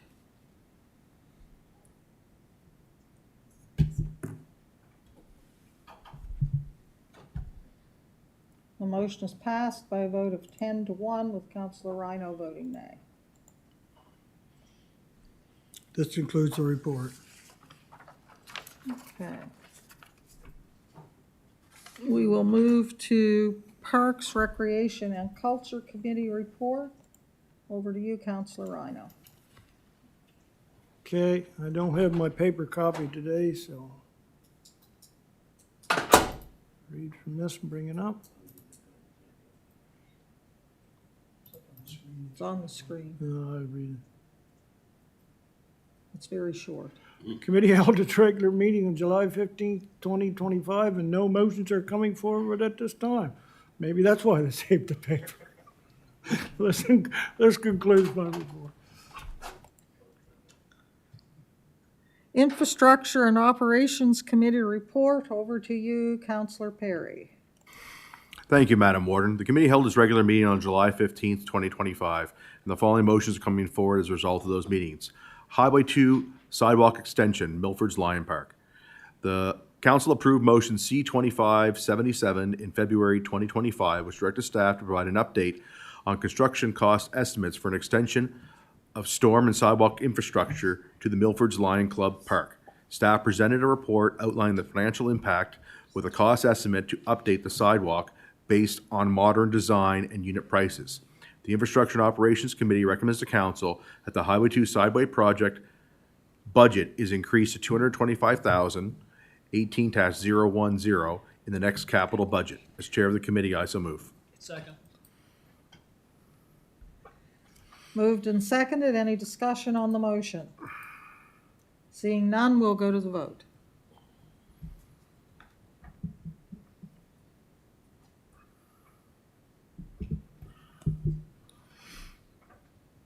Motion is passed unanimously. Number 2, Highway 2 Crosswalk Milford Recreation Association site. Council requested staff to explore options for a formalized crosswalk which would provide safe access to the Milford Recreation Association. The current crosswalk in the area is only marked with crossing signs and does not meet the current design standards. Staff represented a report that outlined, I believe there should be, or staff represented a report that outlined options for placement and the financial impact of the project. The Infrastructure and Operations Committee recommend that Council request that a new capital project for enhancing the existing crosswalk area in Milford near the Milford Recreation Association facility listed as option B in this report titled Crosswalk Highway 2 Milford Recreation Association Site, July 2025, be added to the next municipal capital budget with costing and recommended sources of funding to be considered for future approval. As Chair of the committee, I so move. Second. Moved and seconded. Is there any discussion on the motion? Seeing none, we'll go to the vote.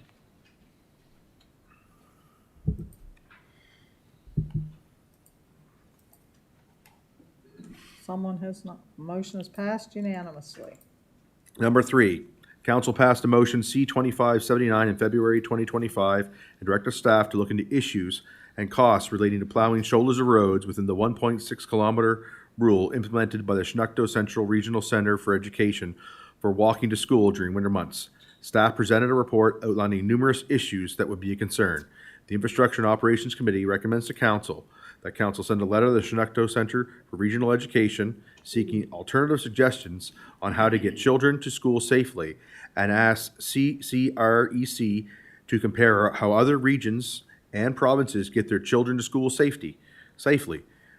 For example, the Newfoundland program. As Chair of the committee, I so move. Seconded by Councillor Dixon. Is there any discussion on the motion? Seeing none, we'll go to the vote.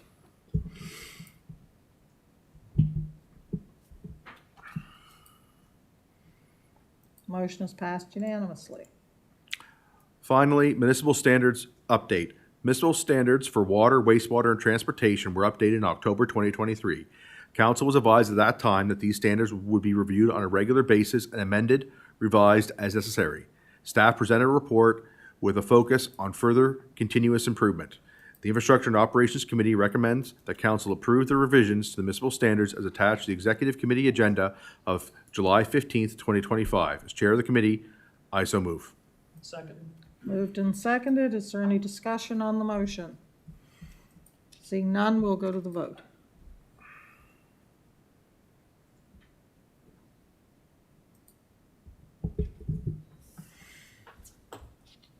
And the motion is passed unanimously.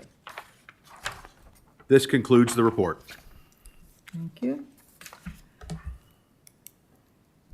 Okay, next is the nominating committee report, so I would ask the deputy warden to take the chair while I make that report. Go ahead, Warden. The nominating committee met on July 15th, 2025 to consider membership of the Fire Advisory Committee to fill a vacancy of the urban representative seat as a result of a retirement from the fire service. The nominating committee recommends to council that council appoint Kevin Goodman as the urban representative of the Fire Advisory Committee for a term ending in November of 2029. As chair of the committee, I so move. Oh, is there any discussion on the issue? Councillor Perry? Oh, you were left on, sorry. Seeing no one else to speak, we'll go to the vote.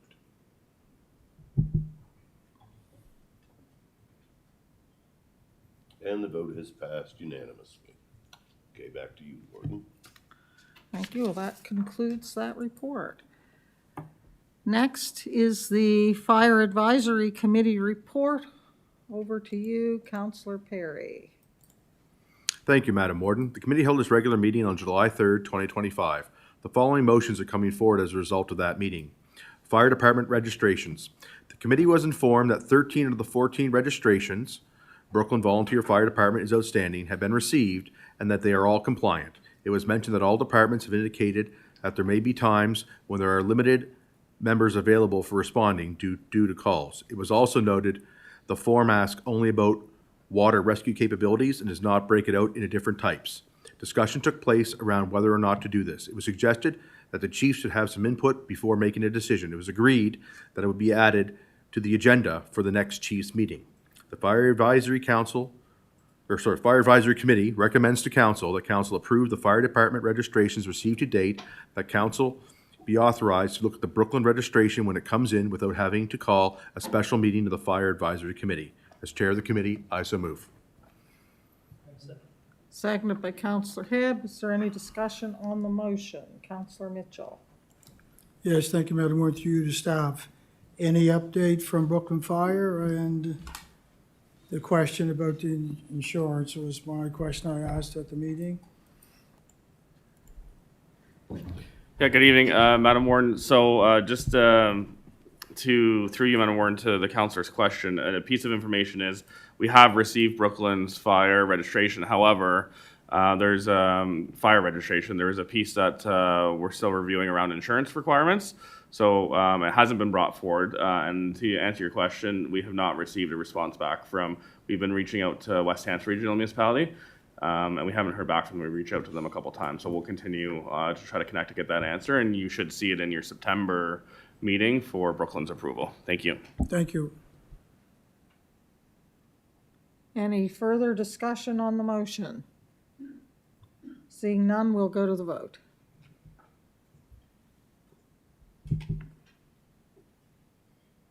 And the motion is passed unanimously. Oh, sorry. Number 2, Fire Record Management System. The committee received an update on the replacement of the record management software used by the province. The current system is almost to its end of life cycle, and consultants have been hired to procure a new system. The project team met with the AMANS Record Management Committee and may look to the AMANS to assist with rolling out to municipalities and fire departments that choose the new system. FSAN's Fire Service Review Engagement. The committee was informed that the province has given the Fire Service Association of Nova Scotia a grant to complete a high-level fire service review. The engagement plan has been released, and a meeting will happen in East Hants in late July. Online surveys are available now. That ends this report. Thank you. Well, that concludes the committee reports. So I will turn the chair back over to the Deputy Warden for the Warden's report. See if you can put your mic on by hitting the request to speak button again, and then I think I can turn it on, or you could turn it off. Yes, there it is. Okay, Oh, no. There. Okay, Warden, if you go ahead. Bear with me, folks. Okay, so July was a month that for some reason seemed to go extremely quickly. On the 1st of July, I attended the parade in Enfield. Was an enjoyable day, and I even got some candy. On the 12th of July, I had 3 items on my calendar. Unfortunately, only made it to 2 of them. I did miss the Maitland days this year, which I was sorry to do. But I did get to Tide Fest for a short time, and then I did get to a community event in my community at Danny McPhee, celebrating a number of 75th birthdays for the year in my community.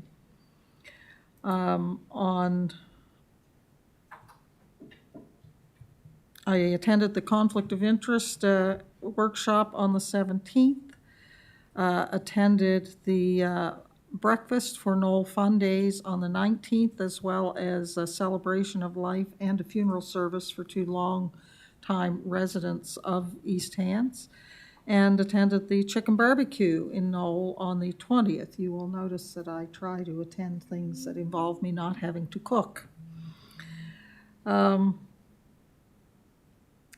Other than that, I may be forgetting some things, but those are all the notes that I had made, so that concludes my report. Okay, thanks. Warden, back to you. Okay, we will go to business from councillors. I'm not sure where I started last time. I'll start with Councillor Rhino this time. Thank you, Madam Warden. On July 1st, Maitland Fire Department had their annual fireworks, which was another success and was enjoyed by many people. I haven't seen the village that full in quite a while. On the 8th of July, I presented a 65th wedding anniversary to Carrie and Monroe White of Knoll Road, which was very enjoyable. July the 12th, I attended the Maitland Fun Days, which was another successful event, and that group is very hard, has a bunch of hard workers in their group, and they're very dedicated. And this past weekend, I attended Knoll Fun Days, their crib tournament on Friday night, the breakfast and the supper, and unfortunately missed the barbecue as there was a Hants North baseball U18s was involved in the championship game. They lost 3-2 in 8 innings, but they, in true Hants North fashion, they supported the winner. So that's my report, and I'm glad to give it. Thank you. Councillor Garden Cole. Thank you, Madam Warden. Let me see here. On July 1st, the parade was hosted between Enfield and Elmsdale, or between Elmsdale and Enfield, rather. And for the first time back in a few years, I think that it went off pretty well, and the attendance was fantastic. So I also attended some Tide Fest festivities on Saturday. Attended a conflict of interest workshop, as well as some other councillors. And mostly the concern from residents in the Enfield area right now in District 1 is residents concerned about wanting lights, traffic lights at the bottom of White Road and the number 2 where it intersects there. So there's been lots of talk about that in District 1. And since we last had business from councillors, I attended the HERH graduation on June 27th. And that's always a real privilege for me because I get to see a lot of students that I worked with sometimes in grade primary or when they were much younger. So it's a privilege to be there. And I'd also like to wish, although we're getting well through July, I'd like to wish all the students a safe and happy summer. Thank you. And also I'd like to, sorry, I'll speak loud. I'd like to wish staff and my fellow councillors the rest of their summer be enjoyable for them as well. Thank you. Councillor Mitchell. Thank you, Madam Warden. I, too, attended the July 1st parade. I walked with MLA McDonald. They passed out treats, and I waved a nice big Canadian flag. Very proud. Fire advisor was on the 3rd. I did spend some time at the Tide Fest watching the washer toss and also some of the other activities. On July 16th, I had a lunch meeting with the Community Health Board, and I noticed some staff were also online. I enjoyed the conflict of interest workshop on the 17th. A big issue still is speeding in the subdivisions. A question through you to staff, it deals with the water utility. I prefaced Jesse, so I was going to ask it anyway. Due to the dry conditions, where are we with supply? And do you think it'll come time we have to conserve or be restricted? Go ahead, Jesse. Perfect. Through Madam Warden. So it is definitely a dry summer, visually obvious. The engineered spring was turned on as per our approval to operate on June 30th. And what the engineered spring does is in low flow conditions that have been measured over time, the spring is turned on to offset our utilities' impact on the river as it would have otherwise have been. So that's just an indicator that, yes, it's a dry summer. With respect to conservation notices, if the dry conditions proceed, imminent, no. Possible, absolutely. There's no major rain in the forecast. Our staff review different things that could escalate into a big rain event, and we're not seeing anything in the short or long-term forecast. I could see that conversation coming up in August or early September if we don't have a rebound. Right now, our water levels not there yet, and the last time we had conservation messaging go out officially was in 2016, as per the chart I'm looking at right now on my computer. So we're not there yet. A few weeks away from starting that conversation, but it absolutely a possibility. And I would encourage anyone to participate in good water management practices, regardless, because it is dry out there. Just a follow-up question. If we do need to conserve, would the bulk water station be affected? Through you, Madam Warden, that would be a choice operationally. That's not the first thing that comes into play. It's education and notices, and there would have to be extreme conditions for us to start discussing bulk water. But it's part of a process, and it's at the bottom of the list of our options that we take place. First, it's voluntary restrictions, and then we start looking at different discretional things, car washes, washing cars in subdivisions. We focus on that first. The bulk water, the one thing, it's a double-edged sword because a lot of our rural residents rely on it for drinking water supply. So restricting that flow is a tricky conversation. We'd have to have more in depth if we got to that point. Okay, that's all, Madam Warden. Thank you. Counselor Dixon. I have clicked the button. Let me turn it on here. No, Okay, there you got go. it. Thank you, Madam Warden. Like the other councillors, July 1st, we enjoyed the parade. I spent most of my morning cooking eggs in the kitchen for the fire department and enjoyed the Shuby fireworks. Were exceptional. Some nice things that are happening around here. We now have a senior hockey team in East Tants, and some local players are on the team. And it's Saturday night, and I think you're going to see some good hockey, almost as good as university. Couple of information items here. Back in May, motion C-25-177 was to have a public member represent the Shuby Canal Commission, and I have a resident has contacted me that would like to join that. I don't know if you'd be interested in his name. Brad? Okay. I'll send that to you, Brad. Okay. Another thing, this morning watching the TV, item come up here. This is Farmers Market Week, 21st to 27th, and we have a lot of farmer markets and problems in Nova Scotia, the most per resident in Canada, but there's not one in East Hants on the Nova Scotia thing. Just wondered if there's some way that we could promote this. If every adult in Nova Scotia spent approximately $20 at farmers market, that would be $15 million that would exchange hands within Nova Scotia. So I'm looking at you, Elena. I don't know, there's some way that we could promote that, try to get some interest in the area, because there's a lot of people, you drive through the country, are having sales and stuff. That's all I have to report. Thank you.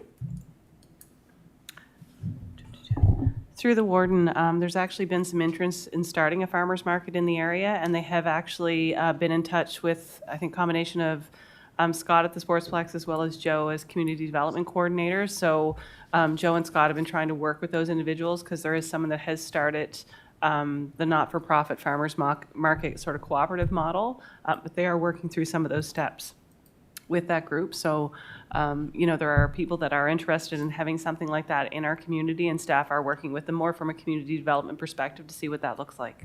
Okay. Thank you. That's everything I have. Right. Councillor Gordon Cole about the farmers market? Well, it is. I just wanted to add on, just for everybody's information, all the elementary school children at least on the last day of school or thereabouts are given a $10 coupon towards any farmer's market in Nova Scotia. So it kind of raises the awareness and maybe gets people in there where they might not ordinarily be going to spend some money. So just a good way to promote the farmers markets. Counselor Hebb. Thank you, Madam Warden. 1st July, attended the parade from Elmstead to Enfield. Didn't quite make it, but I was there.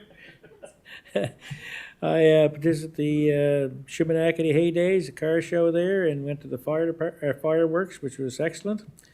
The 3rd was a fire advisory committee, and on the 10th, I submitted a certificate from municipality to Phyllis Noble on her 80th birthday. And on the 12th, I also attended a party in Rawdon with several people turning 75 this year. And on the 17th, I was at the Conflict of Interest Seminar. And on the 19th, I was in Knoll for Knoll Days to have their breakfast. And that's it, Warden. Thank you. Deputy Warden McPhee. Thank you, Warden. Yes, and Hay Days was another great success this year, and people estimated that there were approximately 2,500 to 3,000 people attended the parade. And the car show, I didn't get a chance to get to it because I was busy with other things, but I was told, and I could see the cars there, that it was bigger than most years and looked bigger than I've ever seen it. The Legion breakfast was well attended, and I was told that they served almost 300 more people than they had any time in the past. The activities at Shubenacadie Park were a big hit with the children of all ages. The music in the evening was entertaining. The fireworks display was great as usual, and thanks to the Shubenacadie District Volunteer Fire Department, especially Peter Murphy, for handling the fireworks display again this year. And I attended PIMs dealing with the Russell McKean Drive in Enfield and Havenwood in Shubenacadie, and both were informative and a lot of good questions there. Some good answers from staff and the developers. And I also attended the PIM on cottage country down in Mount Uniacke. That was very informative also.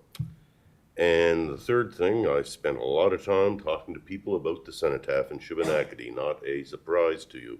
What may be a surprise to you is that there's an awful lot of support for leaving the Cenotaph right where it is. So that's what I'll be doing over our break through August. There's lots of people wanted to come here tonight, but they weren't able to get organized in time, so you could be seeing more people dealing with this issue. Thank you. Thank you. Counselor Merriam. Thank you, Madam Chair. So I delivered the Dr. J.T. Snow bursary at the high school graduation on June 27th. I echo Councillor Garden-Cole's comments. It was great to be back in that environment, and a very joyous day for a lot of the kids there for sure. I attended a fire service committee meeting on July 3rd, did Department of Municipal Affairs training on July 17th, and just dealing with other constituent matters. That's my update. Thank you. Counselor Perry. Thank you, Madam Warden. First off, I've been asked to thank council by both the Bell Park Community Association and the Uniacke Mustang Ball Association for council support in their DRF projects, as well as the insurance program that we do have. They are both very happy that they were able to receive funds for this and move ahead and complete their projects. I am going to bring forward a couple motions tonight. I'm not going to belay what I attended. I'll get right to the motions. So on July 16th, 2019, there was direction to staff to stop enforcement on signage in the ditches for our bylaws, pending local consultation with the community. Due to the construction of the substation by Nova Scotia Power in Mount Uniacke, all those signs have now been removed. So what I would like to do is I would like to move that council direct the CAO to enforce bylaw 300, provincial right-of-way signage bylaw in the Mount Uniacke area.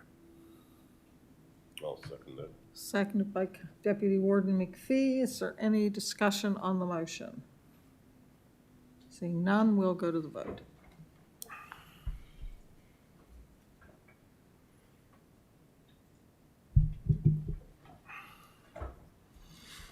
Motion is passed unanimously. Thank you. Next is, I received quite a few emails from residents, once again about the quarry. There was another big blast that took place, and received some information from a few residents that in 2015 at the public meeting, they were told when the quarry was going in that nobody would feel the blast beyond 1 kilometer.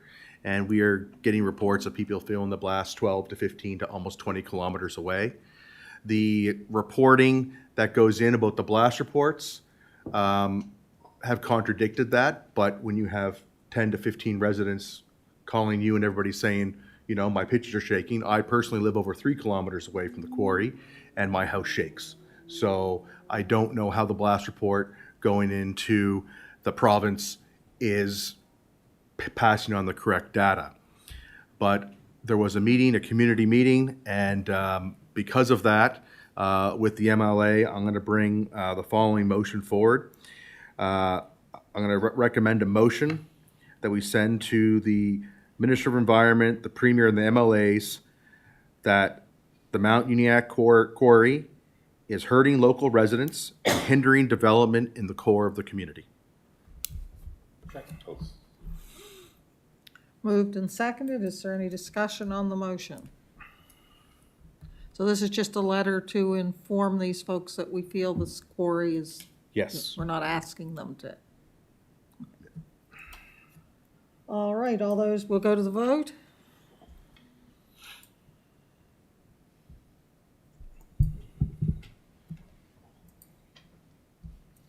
Motion is passed unanimously. And that's all I have. I'm wishing everybody a safe August and look forward to seeing everybody back in September. Councillor Musa. Thank you, Madam Warden. I have a question for staff. To John, through you to John, like, John, when Cottage Country was the first phase, like the original development agreement, was there any covenant about chicken or anything like that? I didn't know where to look at it, so I don't expect any answer from you now. But I was approached by a resident that had chicken for many years over there since he moved there, and now they want to take them away from him and they want to put the covenant. So if they put the covenant now, he will be under the grandfather in, or I don't know how. I didn't know how to answer him, so I thought I'll ask you. So.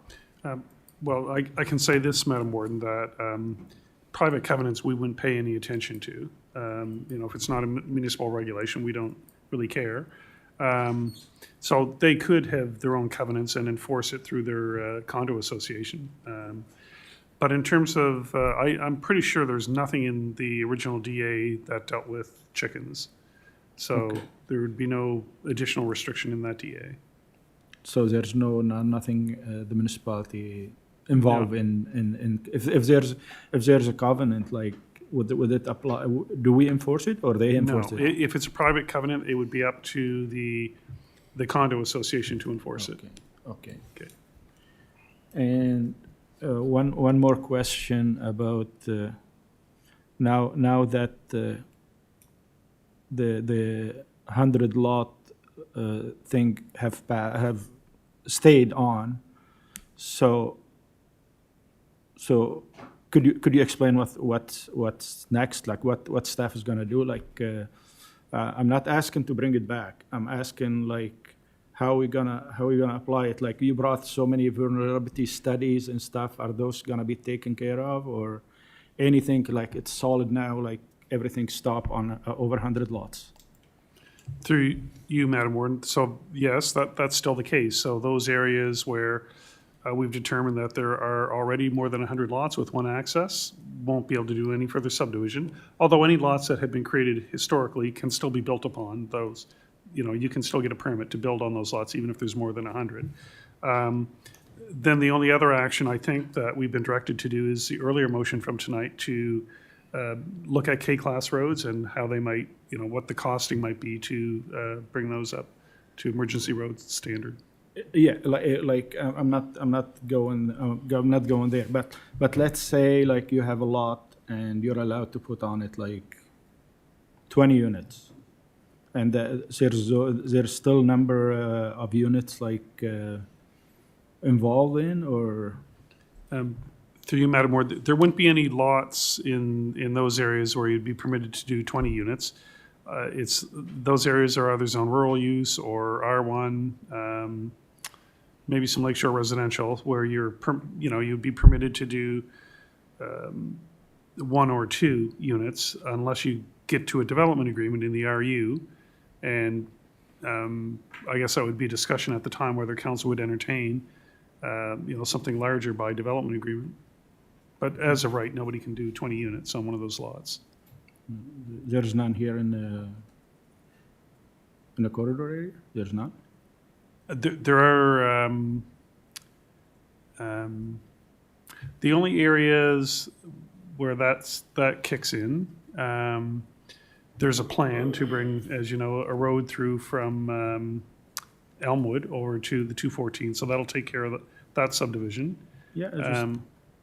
But if there are other areas that are already over 100 lots with one access, then they would be restricted as well. Okay, thank you. Councillor Tingley.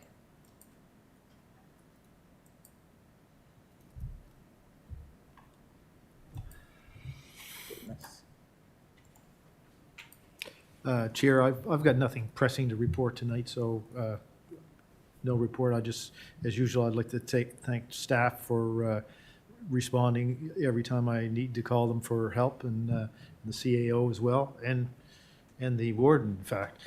And wish everybody a great summer, and that's it. Thank you very much. Councillor Mitchell. Yes, Madam Warden, just for information's sake, I'll pass this off to council and staff. The Nova Scotia Provincial Exhibition in Bible Hill is from August the 5th to the 10th. The Annapolis Valley Exhibition, if you like agriculture and things, is in Lawrencetown, August the 11th to 16th. Halifax County Exhibition in Middle Muscatawbin is August the 13th to the 16th. August the 13th is 4-H Day. And the Hants County Exhibition in Windsor takes 2 weekends, September 12th to 14th and September 19th to the 21st. So if you're there, I'll see you. Thank you. Thank you. Councillor Rhino. I forgot to mention that this weekend is the Walton Days down there. So there'll be fireworks and days Saturday and different things going on. So I'd like to invite you to down there. Thank you. Thank you. All right, that brings us to the end of business from councillors. We do have left on the agenda 3 in-camera issues: the land issue, public safety and contractual issue, and the CAO priorities. I'm not sure if the CAO priorities are going to make it or not. Given the time, we can decide as we go through the other items. So I would be looking to go in camera. Would councillors like a 5-minute break while we go in camera? Yes. Okay, so I'm going to declare a 5-minute break, and staff, I would need a motion to go in camera first. Move to go in camera. Second it? All those in favor? Aye. Motion is carried. So staff will take us in camera.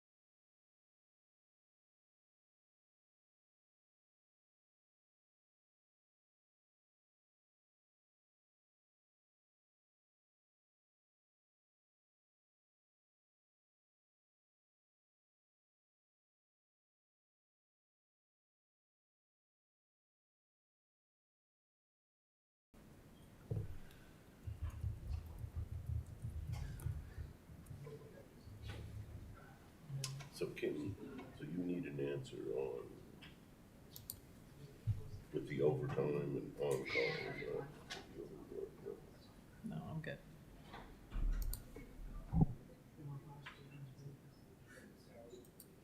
Keith must have gone home, did he? He didn't say. We're live. Okay, I would report that we met in camera to discuss a land issue and a contractual issue. There is one motion coming forward from those discussions. Over to you, Councillor Merriam. Great. I move that council declare lot 09-01 Lacey Ann Avenue, Enfield, PID 45379-864 surplus to municipal needs. Do you have a seconder? Seconded by, take your pick of the three gentlemen there. They all seconded it, I think. Any discussion on the motion? Seeing none, we'll go to the vote.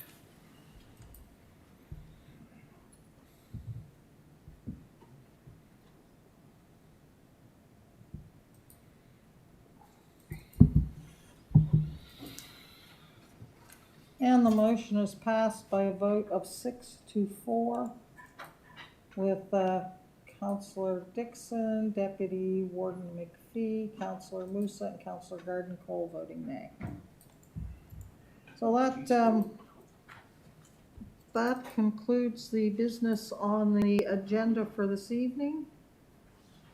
Do we have to set the time and date of the next meeting? We did that, okay.